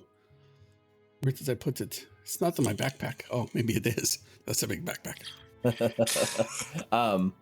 Yeah, also Mary Poppins, y'all. as you guys are kind of figuring out what to do with this fulcrum lattice, and it comes like closest to Nulara, you begin feeling almost like a slight pulsing, a slight vibration in your bag. And you notice that Nulara, like the rest of you all notice, the lens seems to be reacting to being in proximity to the fulcrum lattice. And based on what it's supposed to do, you know that this thing is designed to carry the lenses around. So That might be useful in trying to find the other lenses, but once again, it's hard to carry this thing. so you guys want to leave some of this here? That works for me. I will put it back in the Limbeloth chamber with the key or whatever that thing is. I think it's over here. Drop it there and okay. It's locked up. Here's the key. Who had the key? I forgot. It's in that room. Here. Can you lock it up? Yeah. There's artwork for the fulcrum lattice. I'm trying to find it so I can share it. So, and I got this key here that, according to the book, I think will get us to a very important place. What exactly did the book say about that key? You want to remind me, DM? What did it say? It should be in the giant thing of text that you. Yeah. Well, I'm I reading copied it. I just haven't read through it yet. So. It opens the gate of Nimbleoth. Yeah, Nimbleoth. Yeah, opens the gate of Nimbleoth, which I think Maybe we should, spread out our findings so they're not lost if we all go there. Maybe Hal should hold on to that key. Maybe I just kind of give a sidelong look at Nulara, like looking back at Clovis with the key of Nimbleoth. should we put it in the book? Maybe if I hold the book and the key together, it might work. You know what, Clovis, sometimes I wonder if you're doing this just to annoy me. Or my deity. Either way, it's working. Maybe both. I'd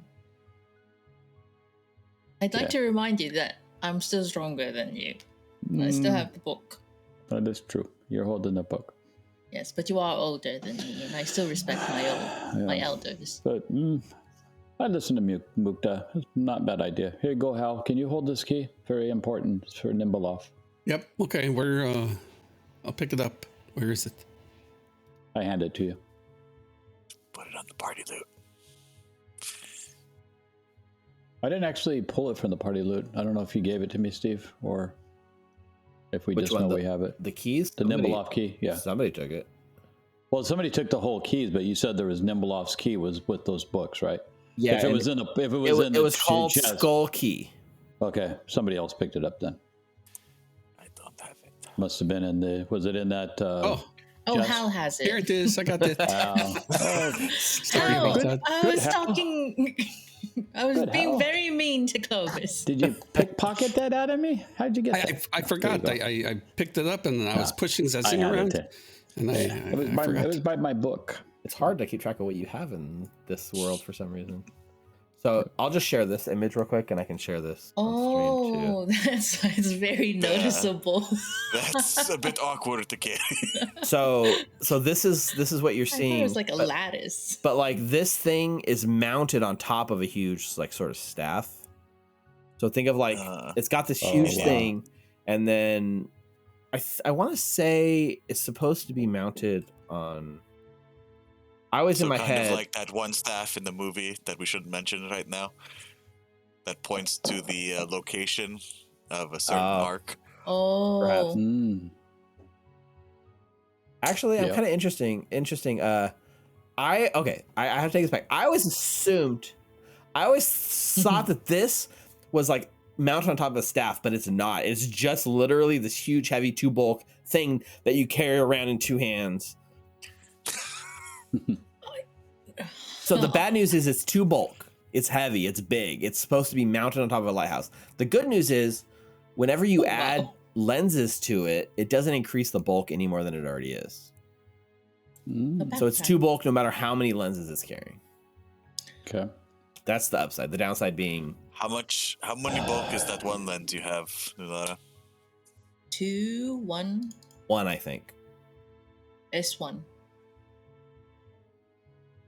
Oh, I see what you're getting at. Yeah, not a bad idea Like leave to it put hidden. the It would lenses just in add one this. bulk. Yeah, and just lock this thing up, right? Do you guys want to see how it would react? Nope, not yet. It does pulse when you put it near, like it vibrates and pulses and buzzes as you get it near to the fulcrum lattice. Hey, not yet. So back to Yildaris. We load up the boat, we load up everything, and you're rowing the boat, and like you guys are like sinking pretty low into the thing as you kind of going across the aisle. There's a short travel montage as you guys are able to make it back to Yildaris without issue. So I'm gonna copy. Nope, that doesn't work. Okay, so you make it back to Yildaris. You arrive. What do you call it? The secret entrance. You guys now have been taught the secret knock as well as the secret code word. I don't remember what it is off the top of my head. We make it back to Yildaris. Covered in treasure. The first thing that happens is like Quara wants to get like updated on the situation. Like, what did you find? Do we have? Basically like why? What did my father die for? What did you learn? Information. There's a lot of information that Clovis was able to gather when we were in there. We now know that Belcorra does fear these lenses. She gave them to your people and the Udafeds and the others specifically to keep them apart. Makes sense. She fears is bringing them together. She assured that they stayed and that we would be at odds with each other. Mm-hmm. Even after all these years. And there's this key that unlocks the Nimbalas gate. I'm not sure if he's locked behind the gate, but... So you mentioned the gate. There's definitely descriptions of it in your journal. And when you describe what you're talking about, the drow sort of look at each other. You see the sideways glance, and she nods, and she will inform you that they know this gate that you speak of. It's on this level. It's not too far away, but the drow stay away. Like, that based on what she was taught as a child, Quara says that vault was here way before my great grandfather settled in these caverns. And the one thing that we were taught is to stay away. Respect what came before us. And if you go poking around, you might not come back alive.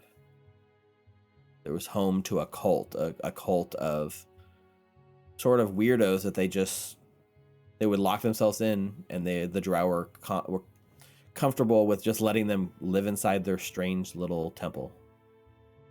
So she doesn't know what lies inside, only that she was A, raised to never go in, and B, she knows its location. So if and when you're ready to go and explore it, if you choose, they can guide you there. So the next plan is probably to either go see the dragon or go talk to the elephants to find out if we can find other lens. Or do you happen to have like water breathing stuff that we can use to dive in the lake to see if something's around there? Or Do you have like a mall here or something, you know? We don't have much in the way of trade in goods. There's a caravan that comes through every few months that brings stuff through the sort of Darklands. They come up from the Darklands, and we do trade with a couple of people like that, but unfortunately no there's no shopping center, there's no Walmart. Damn. I could really use some arrows. They can do arrows. They can restock you with arrows. Either way, I think we found some things that your people could use, and I'll take out my old leather armor that had a +1. It's a +1 leather armor, pretty much. I put the rune on there. 4 daggers, and then 1,000 silver. Wow. Is this a gift? I mean, you've been more than helpful with us. I mean, you didn't kill us right off the bat, so we're allies. I think, your people could benefit from this just as much. Yes?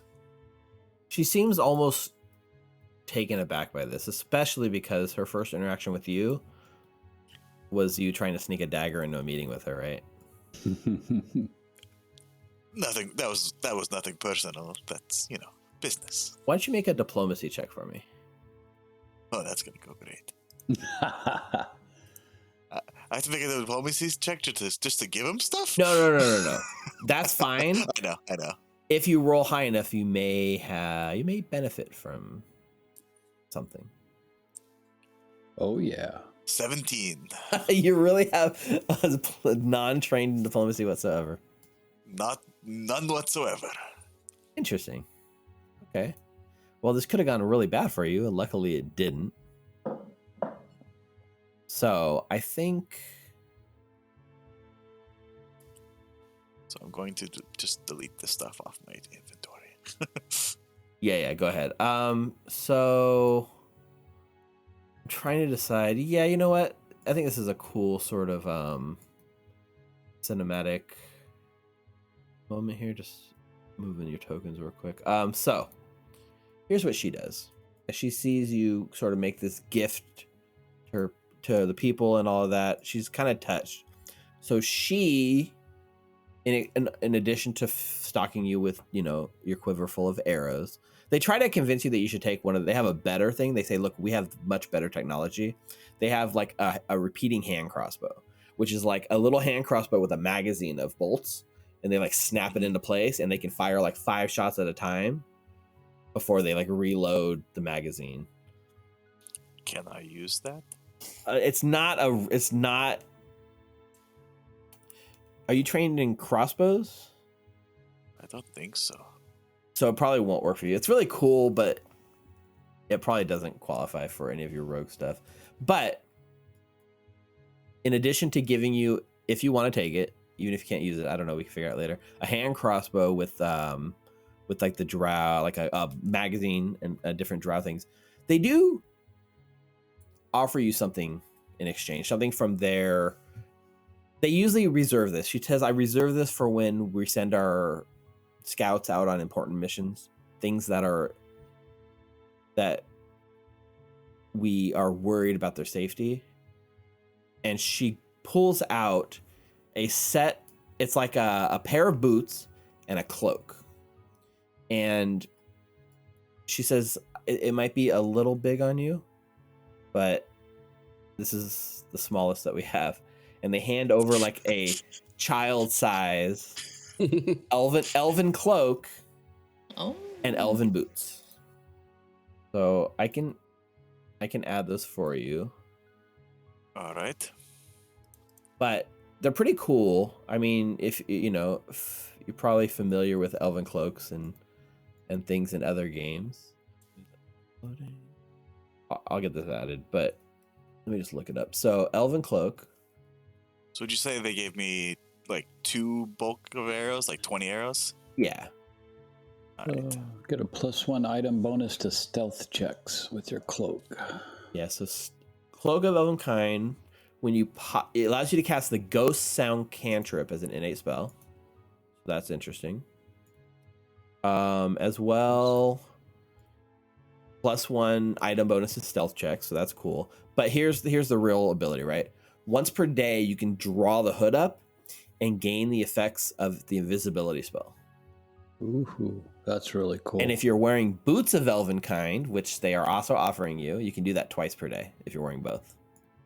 That's cool. And the boots give you +1 item bonus to acrobatics checks. And once per hour, you can ignore difficult terrain while moving on the ground.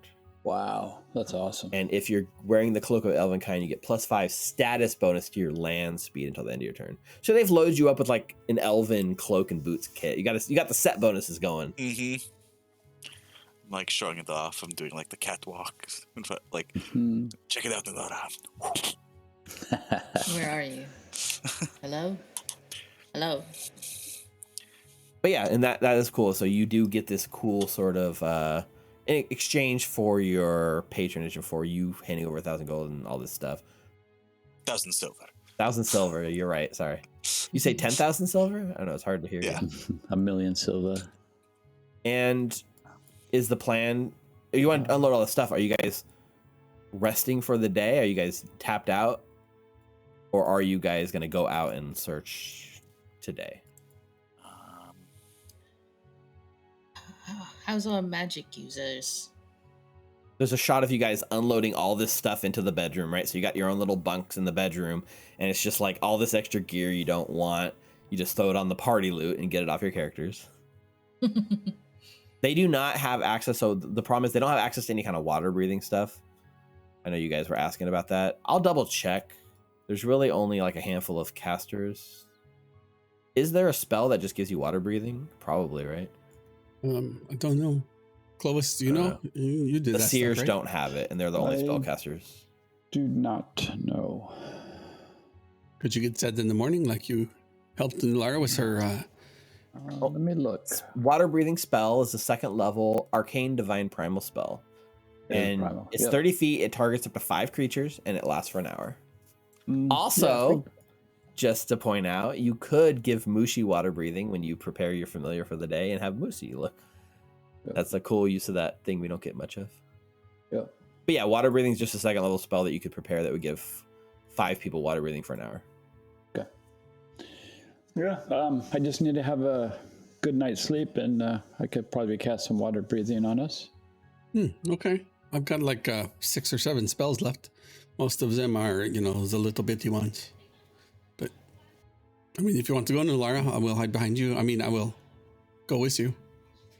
Throw up? Oh, got some blood caked in my ear. Oh, Mukta comes out from one of the rooms where the water basin is. That's much better. Cleaning my whiskers. I mean, I'm good to go. No, I think you should rest for the night. I feel fine. I mean, between Clovis's good berries and Hal's magic hands. And this is hard for Nalara to say, I do not feel fine. I feel that there's a little bit of fluid in my lungs still. And if we do plan on maybe diving in, looking for stuff underwater, I don't think I'd survive that very long. To be perfectly honest. Even though I'm very trustful of Hal's healing capabilities, sometimes I'd rather him just damage the other enemy. Yeah. Plus, I have to get a good night's sleep for me to be able to cast it, so I couldn't cast it right now. I also really do have to work on my shields. You did such an amazing job. But it's not enough. Not yet. And yeah, I'd like to get it to 4. I mean, we could spend the night. I don't see any reason to rush. Are you perfectly focused though? Because earlier, there were a couple of moments when you almost like damaged it instead of helping it. You almost like. I'm not. To be quite honest, I'm used to working with like smaller contraptions. You know, like I don't wear a shield. I'm not super familiar with how a shield works. So That's fair. That is fair. But yes, I would like to get my my shield back up to its former glory, and myself to start coughing up blood. And if you remember, in the central chamber of the kind of guest room, there's this anvil and forge. It's like it doubles as like heat source and like light for the kind of common area that the drow gather around. There are capable smiths here that could easily repair your shield for you if you like, and they will gladly offer to do that for you. All right, so we have a couple of options. What do we want to do first? Do we want to go for the elephants or the dragon, or go deep lake diving for the missing lens? How about these options? What if we try and do it in a day, and then while we're all up and ready, hyped up, as Mukta would maybe say it, we go for the dragon first, and then maybe we could just talk to the elephants, and then the swimming thing wouldn't be too much of a problem. Mukta thinks back to those giant frog eyes. Yeah, I'm sure it'll be fine. Were the frog guys in the lake though? Were they? Not just like they were in the lake by the farm. Yeah, I'm sure this lake is completely empty. Yep. Because I think with the dragon, it's definitely a fight. The elephants, maybe we could talk them into giving it to us. So take on the dragon when we're at our best in the morning. You mean? Yeah. That makes sense to me. Sure.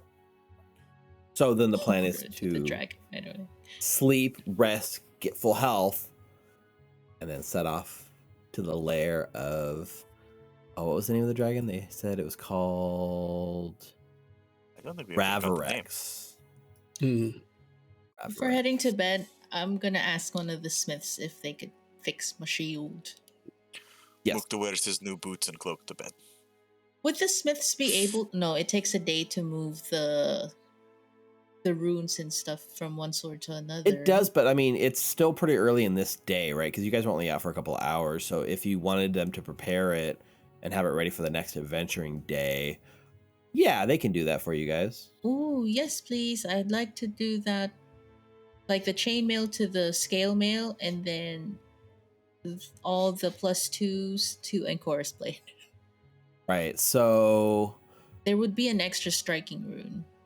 I don't think you can double this. Right, okay, so... Did you not get the plate mail from... Oh, no, I didn't. I should have. Caliddo.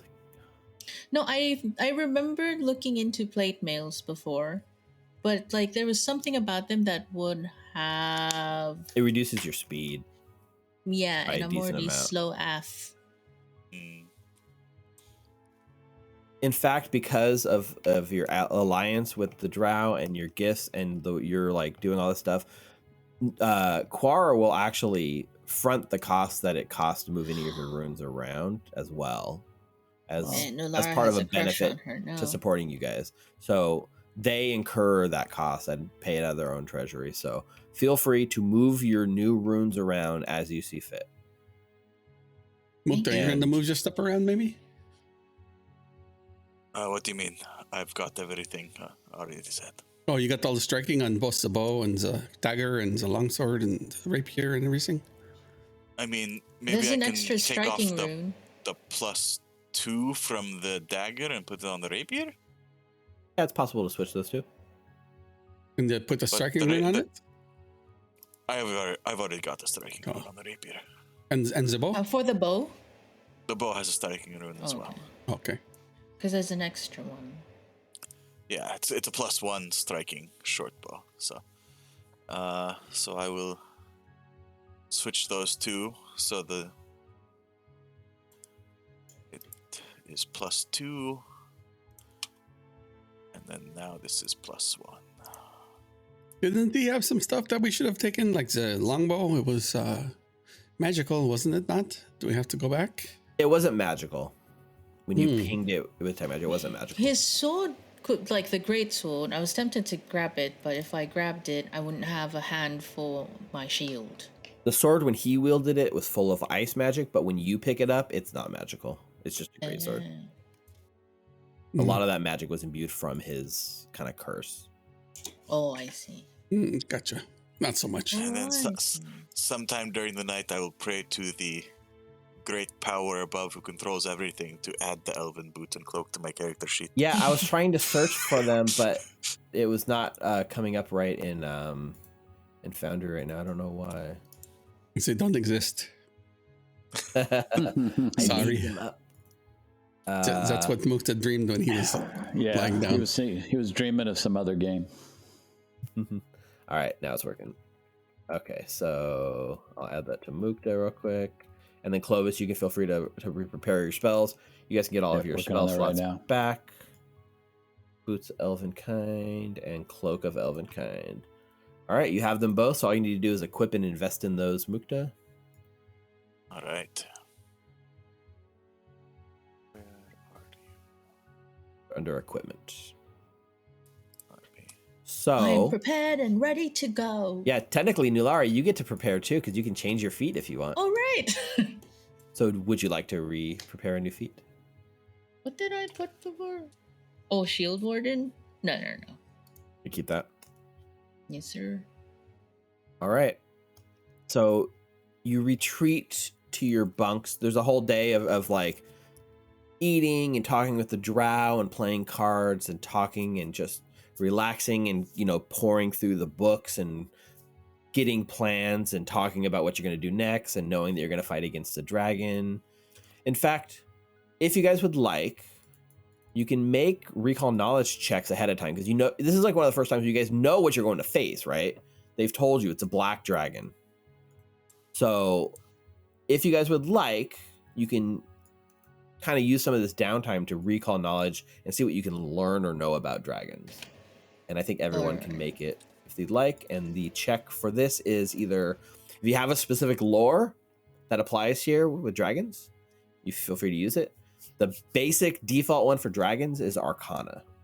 See, if this is happening like the night before, can I use this info to base the feat that I'm picking for today? Yeah, of course. That's the point of it, right? Like, you can prepare if you know what you're going into. Yeah.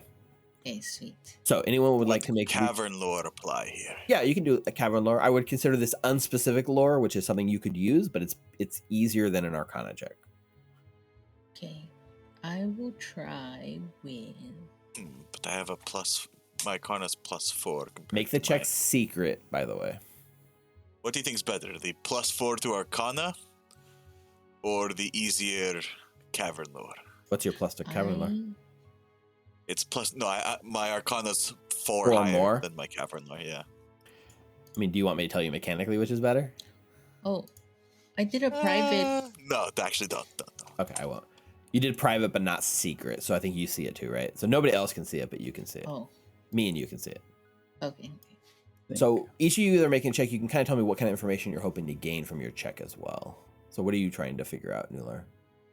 For the black dragon, like, would it have any known, like, weaknesses or? Got it.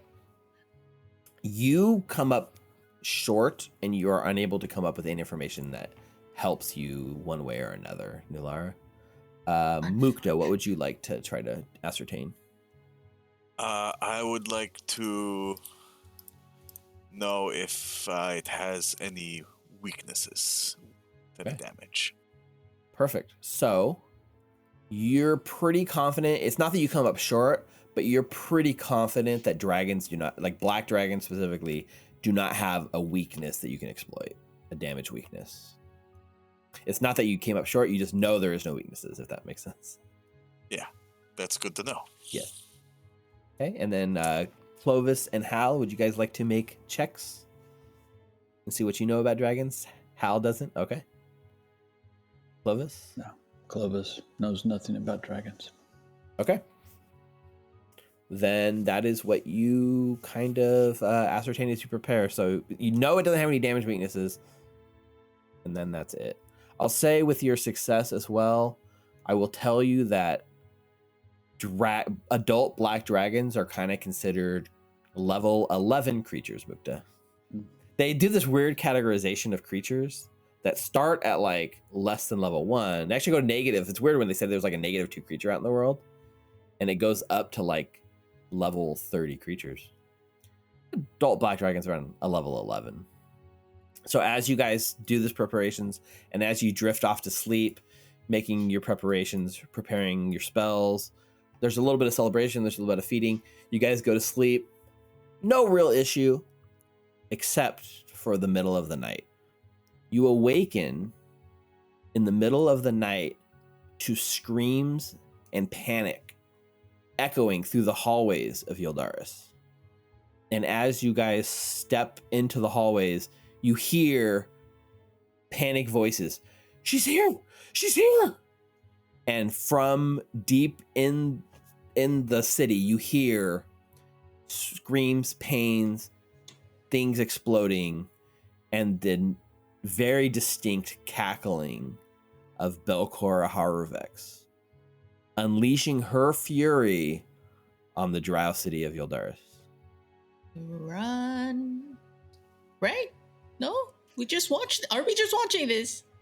Well, right now I you're mean, just I thought you were hearing gonna it, run right? away. I thought you wanted to run Yeah, away. I thought you wanted to run away. Run! No, us run. to help. Oh, not without the lenses. We are not ready. Oh, we To help can't them to do nothing. safety. Yeah.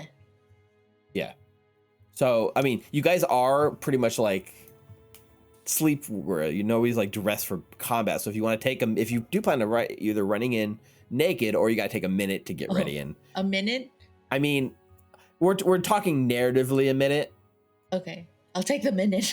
You take a bit of time, and as you do, there's a cut. The camera goes across the sort of cavern, and you just see like these drow like step up and like try to like shoot her, and they shoot her with the bow. The arrow like flies through her. She reaches out.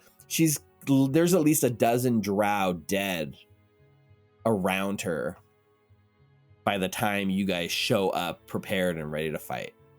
So are you guys going to show up to fight? I guess that's question one. Maybe we just going. Yeah, maybe we can try to force the energy from the lens, Nulara, into that lady and see how it I works. pulled it out. Okay, I'll do that. I'll do one of its actions where I try to possess her. Okay. So I will say you guys can go ahead and prepare yourself in whatever order here you would like as you're coming down the hallway. You should be able to see Belcorra at the end of the hallway. And as she like finishes off one of these drow, you see not Quara, not her bodyguard, but one of the drow that's lying here, the one that she's in the middle of killing, is Foxy himself.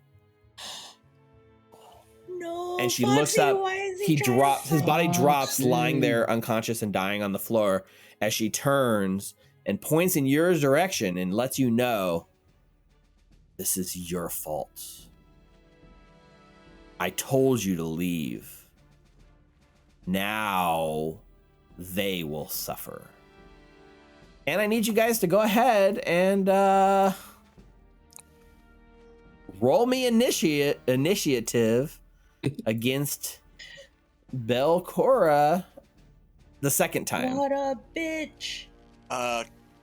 Steve, could I have said as I was running up, I pulled the hood of my cloak up? Yes, of course.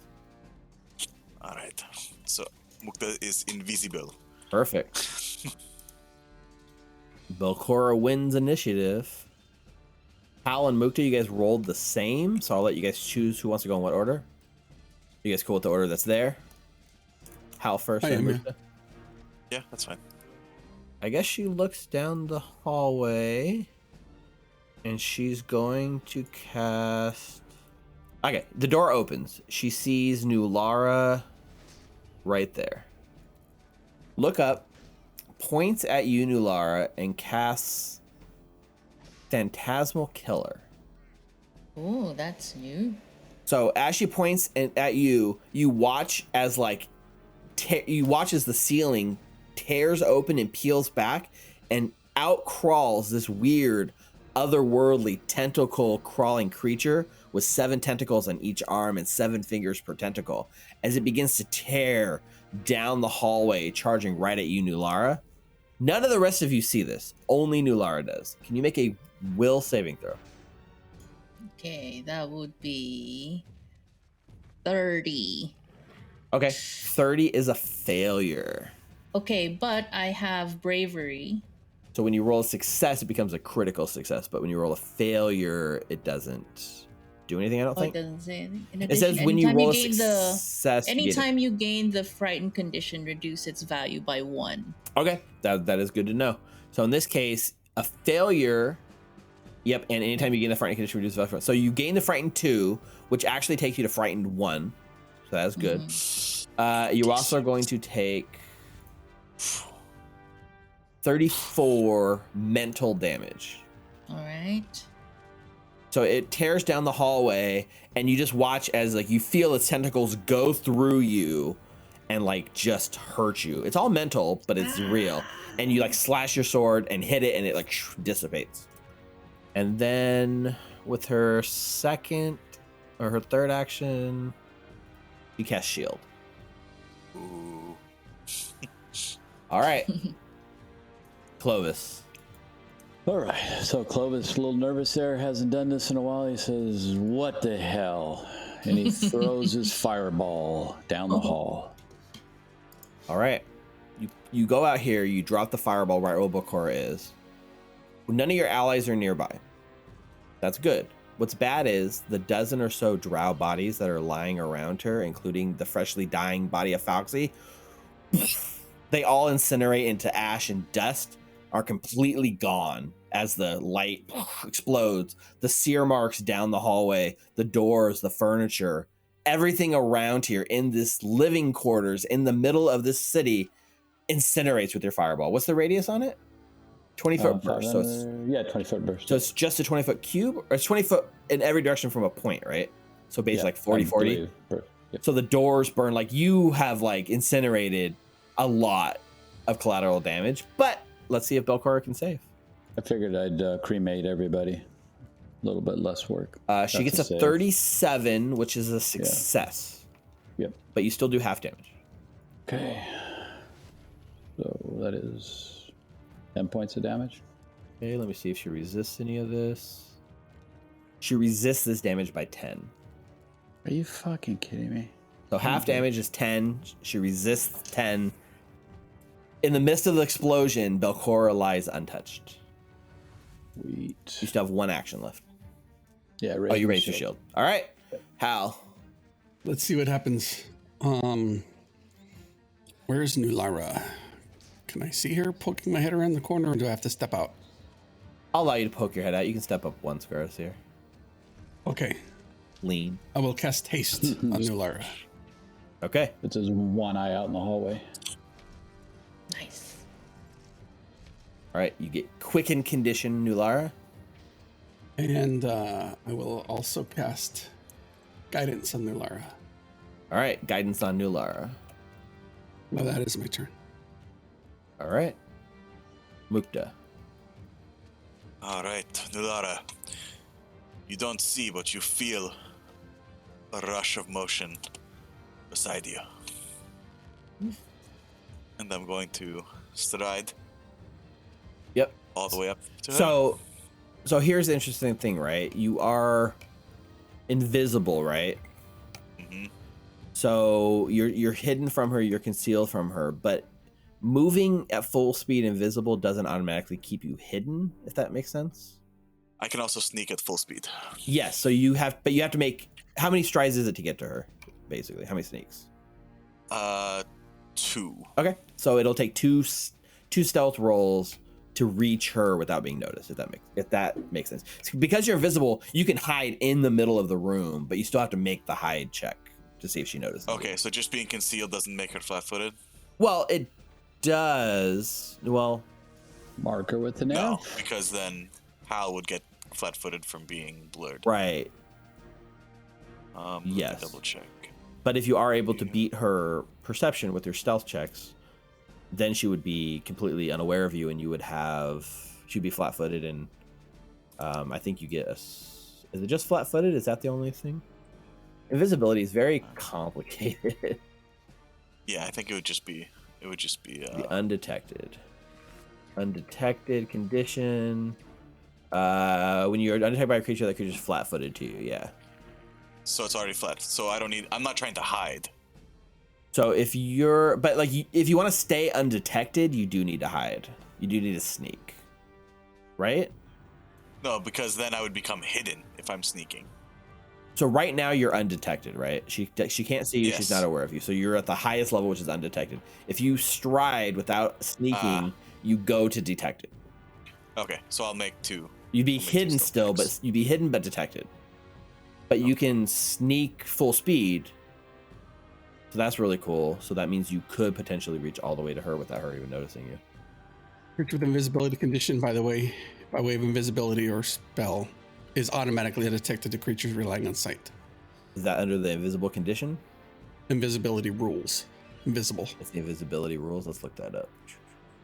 You're undetected. Everyone creatures can seek to attempt if creature succeeds. Oh yes, I think you're right. It only happens. Oh, so the only catch here is if you become invisible when they're staring at you, then you need to sneak. So yes, you are correct. So I don't need to make the rolls? You don't. You're undetected because her only sense is sight. She doesn't have any other sense like blind sight or anything like that. Well, Okay. I mean, I don't know. I haven't looked at her senses. If you want to assume she's relying on just sight, you don't have to sneak. You can just stride. All right. And I'm gonna become visible in a second here anyway. So Right. it's just literally starting up there. That's the only difference right now. Because even while hidden, the creature's still flat-footed to me. Yes. So even if I go from undetected to hidden, she's still flat-footed. Yeah. Okay. So I'll let you move all the way up to her. She's flat-footed.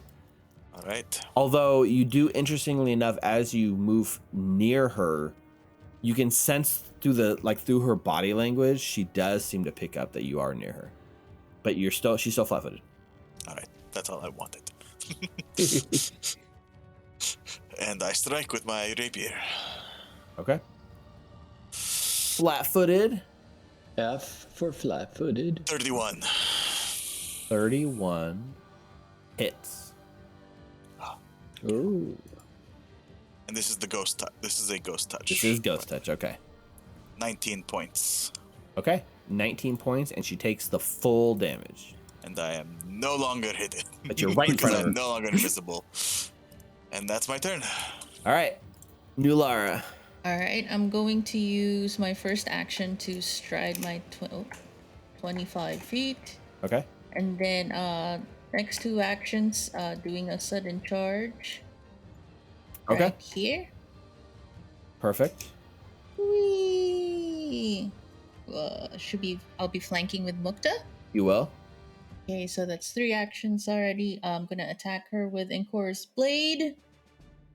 Would she be considered undead? She is. I thought you pulled out that, whatchamacallit? The lens. The Fulcrum? Did I, Steve? I mean, Because I know I mentioned it. You mentioned it, right? So the question Yeah. is, as you're running down the hallway ready to face her, what do you have ready? Your weapon or the lens? Because of my feet, the nimble shield hand, I can still hold an object Oh. with my shield hand. Yes, I will pop it up. So yeah, I'll totally allow that because of that feat. Okay, so I have 1. So are you I just have. Oh wait, no, I did a sudden attack, right? So I still will be. you did a attacking sudden her. charge, right? A sudden charge, yeah. So what does sudden charge say? Does it make a melee strike at the end? Yeah.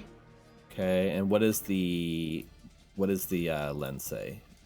It takes 2. Yeah, that's the thing. Like, can I make that? This isn't a attack melee at the attack, so end? you can't do this object interaction as part of sudden charge. They don't interact together because it's not it's not a strike or a melee attack. It's an interact action with the object.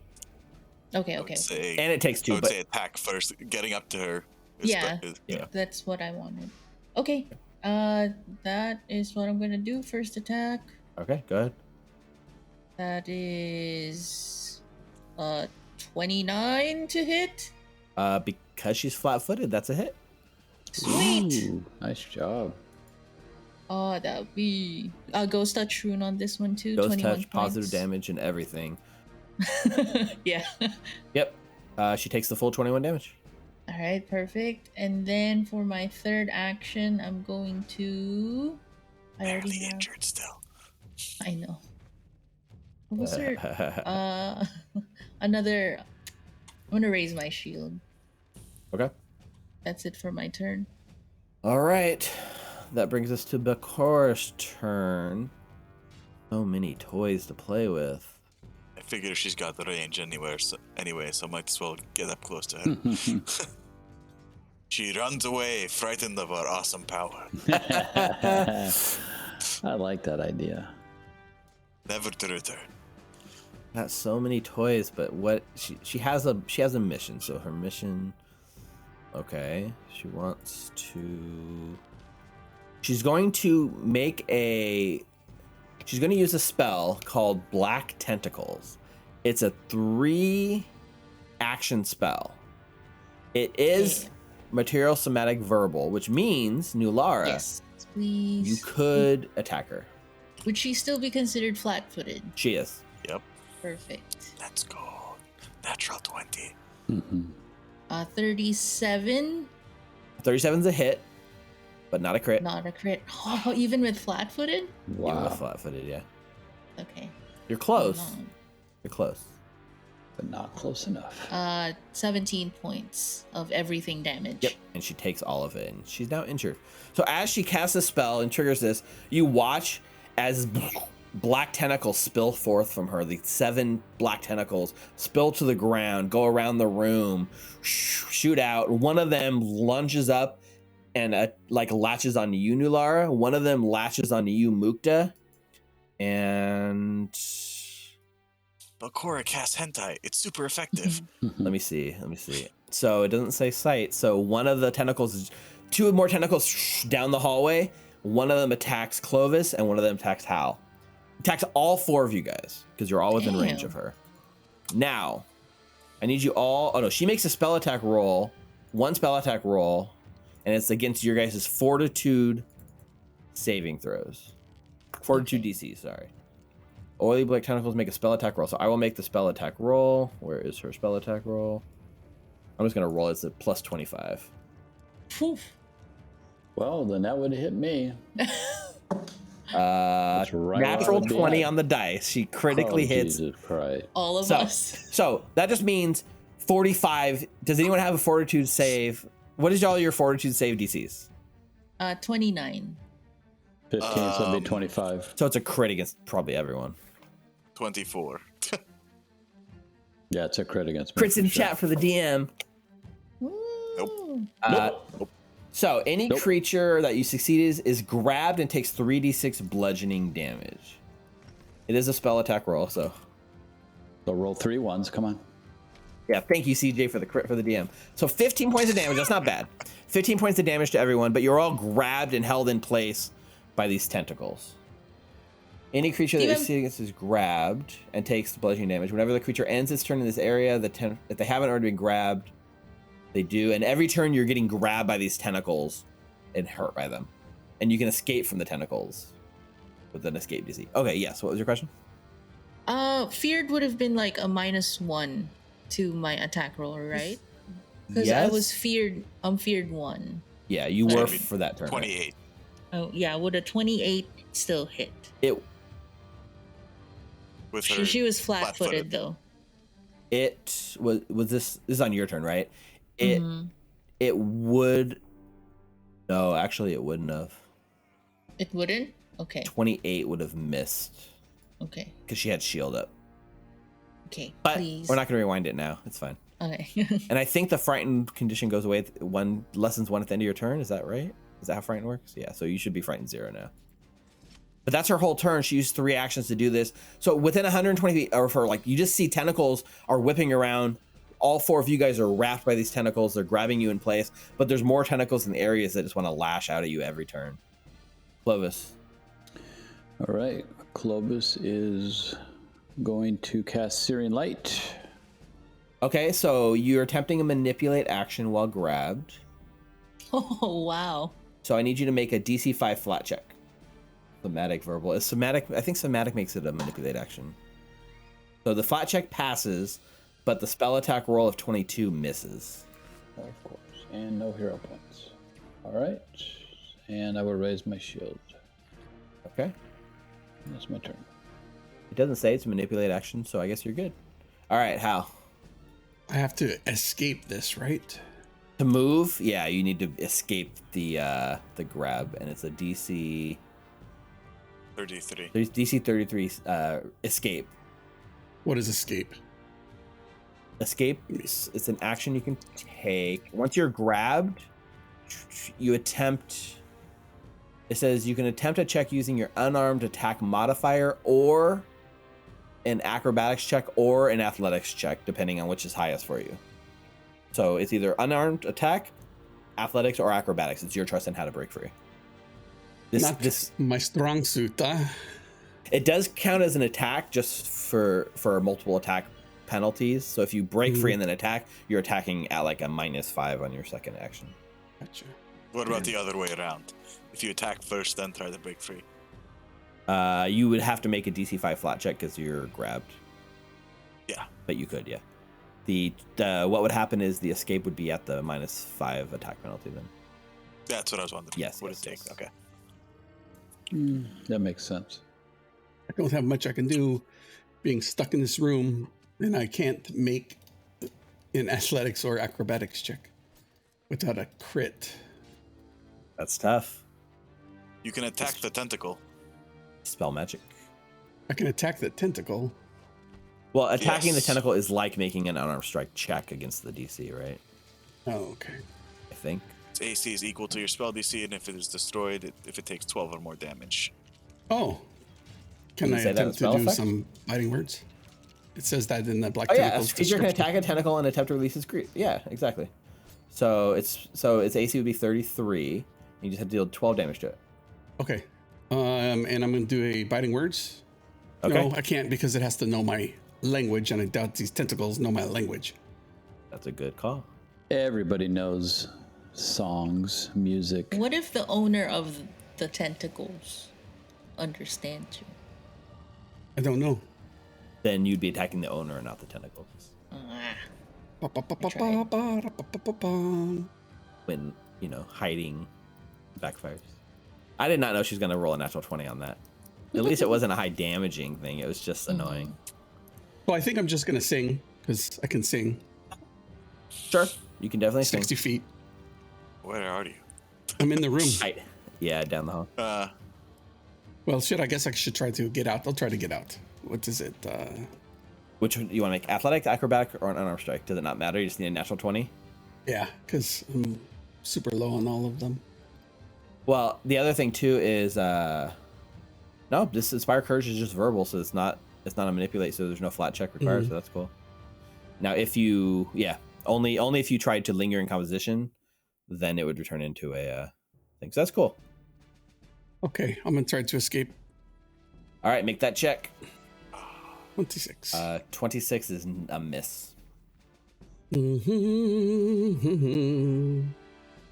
Is there anything else I could do for one? Also, Clovis, you took 3 damage at the end of your turn being crushed by the tentacles. And I think I will cast a winning streak on Clovis. Or, Okay. target him on Clovis. So he gets quickened for 1 round. It's also verbal. Okay, yep, none of that requires any sort of manipulate action, so the tentacles don't affect it.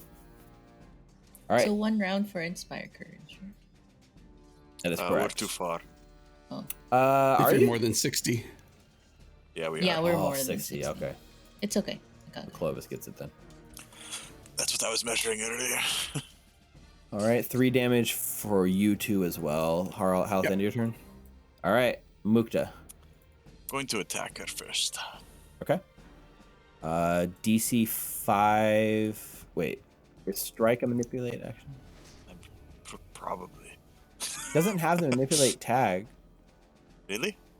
No, Right. because I think if it were, then I would have been getting attacks of That's a good opportunity. point. Oh, Yeah. that's true. So yeah, in Yeah, this it's case, not like I'm drawing the rapier; it's already drawn. So yeah. yeah. So in this case, yeah, the attack can just go off. All right. She is flat-footed for me still. Yes, she is. All right. Nice. That's a 37. Wow. The one off a crit, believe it or not. Oh, I'm not Inspire seeing courage. flat-footed. She has flat-footed. Oh, gotcha. I'm not seeing It his doesn't. roll. It doesn't add to his roll. It adds it to her AC. To AC. Gotcha. Yeah. So it's 37 against her current AC of 28. So wouldn't a 38 then would have been a crit? Then a 28 would have hit, right? No, because she had a higher AC that turn Shield. Oh, because of shield. That's because right. of shield. Yeah. All right. All right, that's fine. So damage. So this is a hit, but not a crit. Yeah. Yes, 18 points of damage. All right. She takes the full 18 points of damage. and your debilitation something. Oh, I keep forgetting about that. Yeah, there's so she's- much Is on that- higher levels. Is that? Oh yeah. If you hit a flat-footed creature, yeah, she gets debilitated. Yeah, I should have done that last turn as well. Good point. Where are you? I'm going to make her in. No, I mean it's enfeebled one only affects strength, right? Yes. Mhm. I don't think that's really going to. She's going to care about her strength. I'm going to give her a -10 penalty to speed. Okay. She now has a 10-foot penalty to all her speed. Then I will attempt to escape, Okay. so that it's a -5 now. Yes. -5 to this roll. All right. DC was 33, I believe. Oh God, the -5. The -5 is the difference, yeah. All right. And then I will cast shield, which is only verbal. Yep. Awesome. All right, Nulara. Okay. All right. So since we are up close and personal, I'm going to get the lens and try to possess her with it. Oh, I like it. All right. Yes. So I think if you read It's an interact. It It's is. 2 actions. Yeah. It's So 2 I have actions to to make a interact. flat check. You're basically taking the thing and like making a melee spell attack against her. Mhm. So you get to use a +18 modifier. Okay. Deep. Oh well, it rolled by itself. I'm gonna use a hero point Okay. 5 + 18 would be 23, which would miss. plus 18. I'll use the trident because it's already a plus 18. That works. All right, hero pointing it up. Ooh. 35. 35. So here's what happens. You take nice, this very shard, nice. right? And as you pull it out, you're kind of hiding it under your shield arm, right? You pull it out, you have the thing, you strike her with it. She spins, her eyes go wide as she says, "Where did you get that?" As you thrust it into her, right? And as you do, the red swirling mist that's inside, that like is touching you, that's been building this anger inside of you, forces itself inside of you. And you watch as it looks like this lens you're holding drains of all its magic. The red crimson glow is forced into her ghostly form, and you see she like reels back as this energy hits her. The lens you're now holding is devoid of energy. It's no longer magical. The red begins swirling inside of her and combining with her body, and she looks down, and you watch as her hands are glowing red, as you have given her the benefit of the Crimson Fulcrum lens. But this is a weakness, though, right? Because that's how I understood it on her journal. She was afraid of this bitch. She was. I think all 4, not one not at a time. one. Yeah. Okay, Only well, But we you have all succeeded. 4 So, together. we're like, yeah, you're kind of going on this assumption that you need to imbue all 4 shards into her. You've imbued one of the 4 that you know of, but in the short term, it looks like you've made her a little stronger. So it's not like an effect that goes away. It's like we've done it now. We just need to get the Yeah, it's permanent. Yeah. That's good. At Yeah, least. it's permanent. She's stronger Okay, now, but it's okay, in I'm her, more so- confident about this decision now. I Okay, was like, okay, I was like, okay. all right, She is remind us. stronger, but it is a. Yeah, but she's it's- also yeah, mad. yeah. So when you're Yeah. mad, you know, sometimes you don't think right. Maybe she'll take it out on somebody else, not us. Yeah, okay. So I have 2 more actions. She's I'm already gonna genociding a whole people, so. Yeah, well, Well, but she likes me. we're close to defeating her now. I burned everybody up, so she likes me now. So you do have 2 more actions. Yep, one. The quickened is a stride or strike, right? Yes. So this was a melee strike, so you can use that as part of it. That's fine. Yes. Also, before I so- forget, Mukta, you take 2 points of damage from the tentacles. All right. Look Okay. at that holiday dice. So I'm going to power attack her. Okay. That includes I get a multiple attack penalty. You on do it, yeah. because of the thing was a melee strike, so this will be at -5. She is flat-footed. Okay, perfect. So that would be Oh, I thought it was an actual 20. 26. Kind of looked like it for a second. 26 is just gonna miss. Mm-hmm. That's it for my turn. One down, much. 3 to go. She Well, looks unless at- she like bites at me, then it doesn't matter. No. But she's like looking down at you if you've imbued her with this power, and she's just like, you see like there's a moment of realization as she realizes now what you know. That Phrasma's sense- waiting for you. Yeah, that's gonna send her into a sort of. Let's see. Let me just look at the spell. I need to Really. get those other lenses fast. It's okay, we're gonna get him. She looks at you, Nulara. Power word kills. She's going to do a 2-action spell that's somatic and verbal, so it does trigger an opportunity attack. Mm-hmm. You also, I forgot, you take the tentacle damage at the end of your turn, Nulara. You take 1. Big deal. Okay. Oh, a 37. Nice. Still. Hit, but not a crit. You're 1 off a crit. Oh, but I have Oh. guidance and I can choose when to use it. Good point. Does guidance last more than 1 round, though? Yes. Right?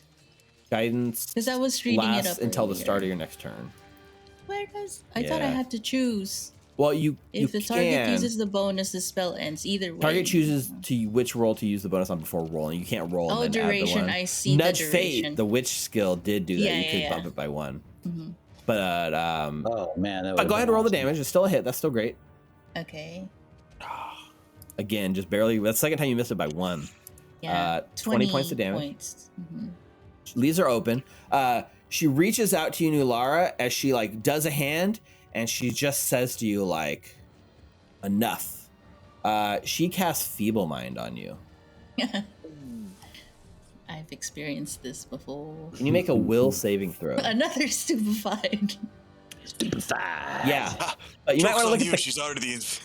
yeah. Look at the critical Yeah, failure. joke's on you. I already have 28. I don't have a That's a hero point. failure, but not a critical failure. Great. Mhm. Nulara, Stupefied 4. Shit. you become stupefied Really? 4 with an unlimited duration. Damn. And then she has, I think, seeing this, her speed is reduced by 10, right? Mm-hmm. Because of the debilitating strike. So her speed's a lot slower than it usually is. Wow, she has like barely any speed now. Her speed's only 25 originally. I love So- this. This is like playing chess, y'all. You reduced her to 15 speed. Ooh. That's kind of cool. I think what she does is you watch as she I can't do anything. just slides into the wall, through the wall, and you watch as her ghostly form just disappears through a wall. I cannot do that. So And I think we'll do one more round of combat. Clovis. just try to escape. That's it. Yeah, yeah, because she's already gone, right? So, Oh, that's true. You guys are still tentacled. yep. All right, so yeah, I'm gonna try to break free of the. That's fine. I think because you guys are all tentacled, which makes it really hard to follow her, and she's kind of slipped through the walls. I think right here, what we'll do is sort of end tonight with her like slipping through the walls and escaping. The tentacles eventually unfurl as she gets too far away from you guys to sustain the spell. And I mean, honestly, you guys did a pretty damn good job here. Man. Chess! That felt like chess, you guys. And you've managed to imbue her with one of the fulcrum lenses, right? Like one step closer to doing what you need to do. So that's really cool. I like You it. also probably pissed her off quite a bit. Well, Yeah, I'm also stupid right now, so I'm like, that was the best decision ever. Stupefy 4, Jesus. Yeah. Time to go back Yeah, to the what can you even caves do? and hear what whispers you can get. Well, Oh, Clovis can Might remove as well. 2 stupefied per casting at least. So, Yep. but the one thing is like, you know, it works. You know, you've started this, but the downside of what happened and the way this played out, she now knows, you know, and she knows. Yeah, we kind of tipped our you hands. know Yeah. now she knows what you're up to, and so I know you know she knows. she we know. yeah she knows that you know that she knows you know. So she the next time you face her will be interesting because reason. So That might change our plans for where we go next as well. that's gonna do it for I us. think- oh. No, yeah, I mean, yeah, you guys can talk it out. It's fine. I was just gonna do the sign out because it's already 10:09. Oh yeah, go for it. Go for it. That's Yeah, great. We'll talk after the session. we can plan. That's gonna do it for us this week on the Abomination Vaults. Thank you, Nina, Richard, Mike, and Rick for playing with me. My Molten homies. It's been a fun night as always. Thank you to everyone live with us now on Twitch. Those of you watching later on the YouTube or podcast, so don't forget to subscribe, follow us everywhere. Thank you, CJ, for hanging out in chat. Thank you, Dalvin. Thank you, Lynx, everyone that was active in chat tonight and sending us emotes. Thank you for that. That's awesome. Huge shout out, especially to our patrons who support us on Patreon. David Sims, Mike M, you guys are amazing and great. Thank you for helping support us to make cool content for you guys. Everyone else, go check it out. Patreon.com/recallknowledge. You can get behind the scenes look, early releases of our episodes, and more. Big thanks to Molten Hosting for providing our server hosting, making it easy. Use the referral code RecallKnowledge, one word, at checkout for your first month free. Big thanks for the Rollsmith and the awesome dice we got to use tonight. I got to roll some natural 20s, so thank you for the Holy Day dice. You guys are get some for your group and enjoy those. That'll be fun. We got all the bad rolls out for you guys already, so when you get them yourself, they're much better. We need to get a plaque made. Mukta did not use a hero point on the first combat roll. It took until the second combat roll. Yes. So improvements. All right. So with Belcorra knowing that you know that she knows that we all know what's going to happen next, she retreats. I mean, it's a positive sign that she felt the need that she had to retreat here instead of just standing her ground because you guys It was a power play. kicking her ass, actually, pretty bad. So she retreats, right? The tentacles go away. Now, with one lens imbued, one sliver of Nimbalos essence imbued, now you need to find the other 2 and imbue the last 2 to put an end to Belcorra once and for all. So will you guys have luck next week when we go into the Dragon's Lair and see Let's go. if we're going to be able to face down this dragon and earn a lens? We'll find out next week. Tune in. You're not going to want to miss this dragon fight. Until then, stay safe, stay healthy. Dragons? Nonsense. There hasn't been a dragon in these parts in 1,000 years. Yeah. Bye, guys. Good night, guys. Bye. Bye.